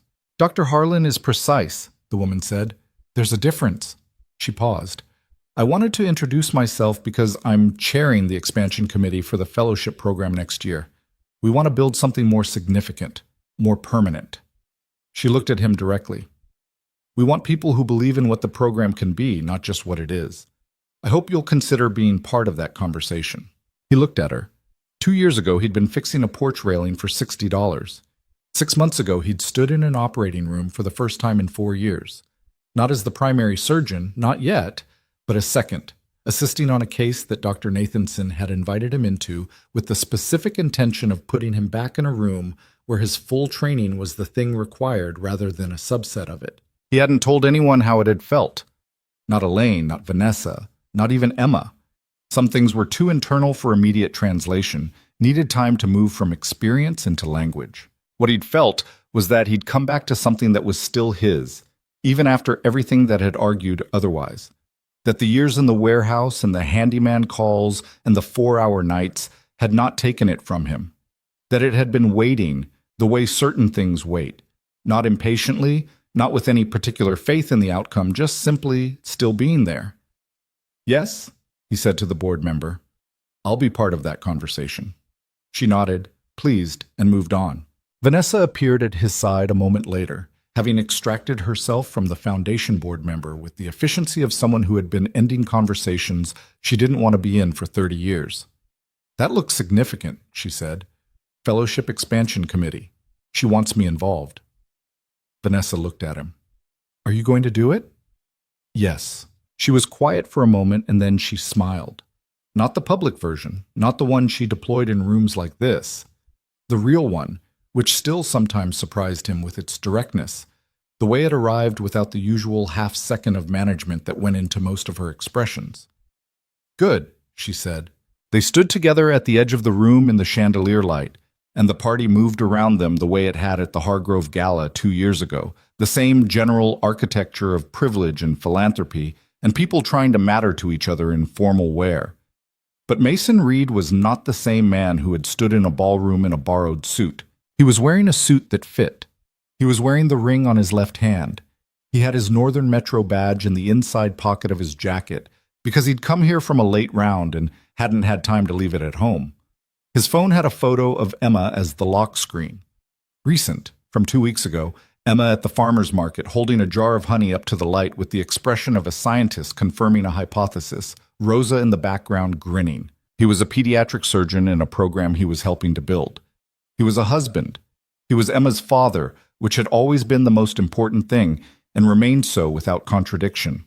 He was a person who had survived something that compressed everything and come out the other side with specific knowledge about what mattered and what didn't, and who had stopped apologizing for the cost of getting there. None of it was smooth. None of it was the version that looked good in a brief summary. The surgery debt was almost paid, but not yet. The fellowship was demanding in ways that occasionally required negotiation and compromise, and the specific logistical creativity of a household where two demanding careers overlapped with a 9-year-old's schedule and opinions. Emma had gone through a phase in January of waking up in the night from dreams she wouldn't describe, and appearing silently in doorways, and they'd navigated that with the imperfect combination of professional guidance and parental instinct, and staying up too late and getting it partially wrong before getting it more right. Vanessa still cracked book spines. Mason still made mediocre pancakes on Sundays. They argued, occasionally, in the specific way of two people who were both accustomed to being right and had to keep renegotiating the terms of being wrong together. The honey pantry had grown to 19 jars. Emma showed no signs of slowing down. Real life had the texture of real life, resistant and specific and frequently inconvenient, occasionally beautiful in ways that arrived sideways when you weren't positioned to receive them, and not like the story you'd planned, but like the story that happened instead. "Come on," Vanessa said, and took his hand. They walked back into the party.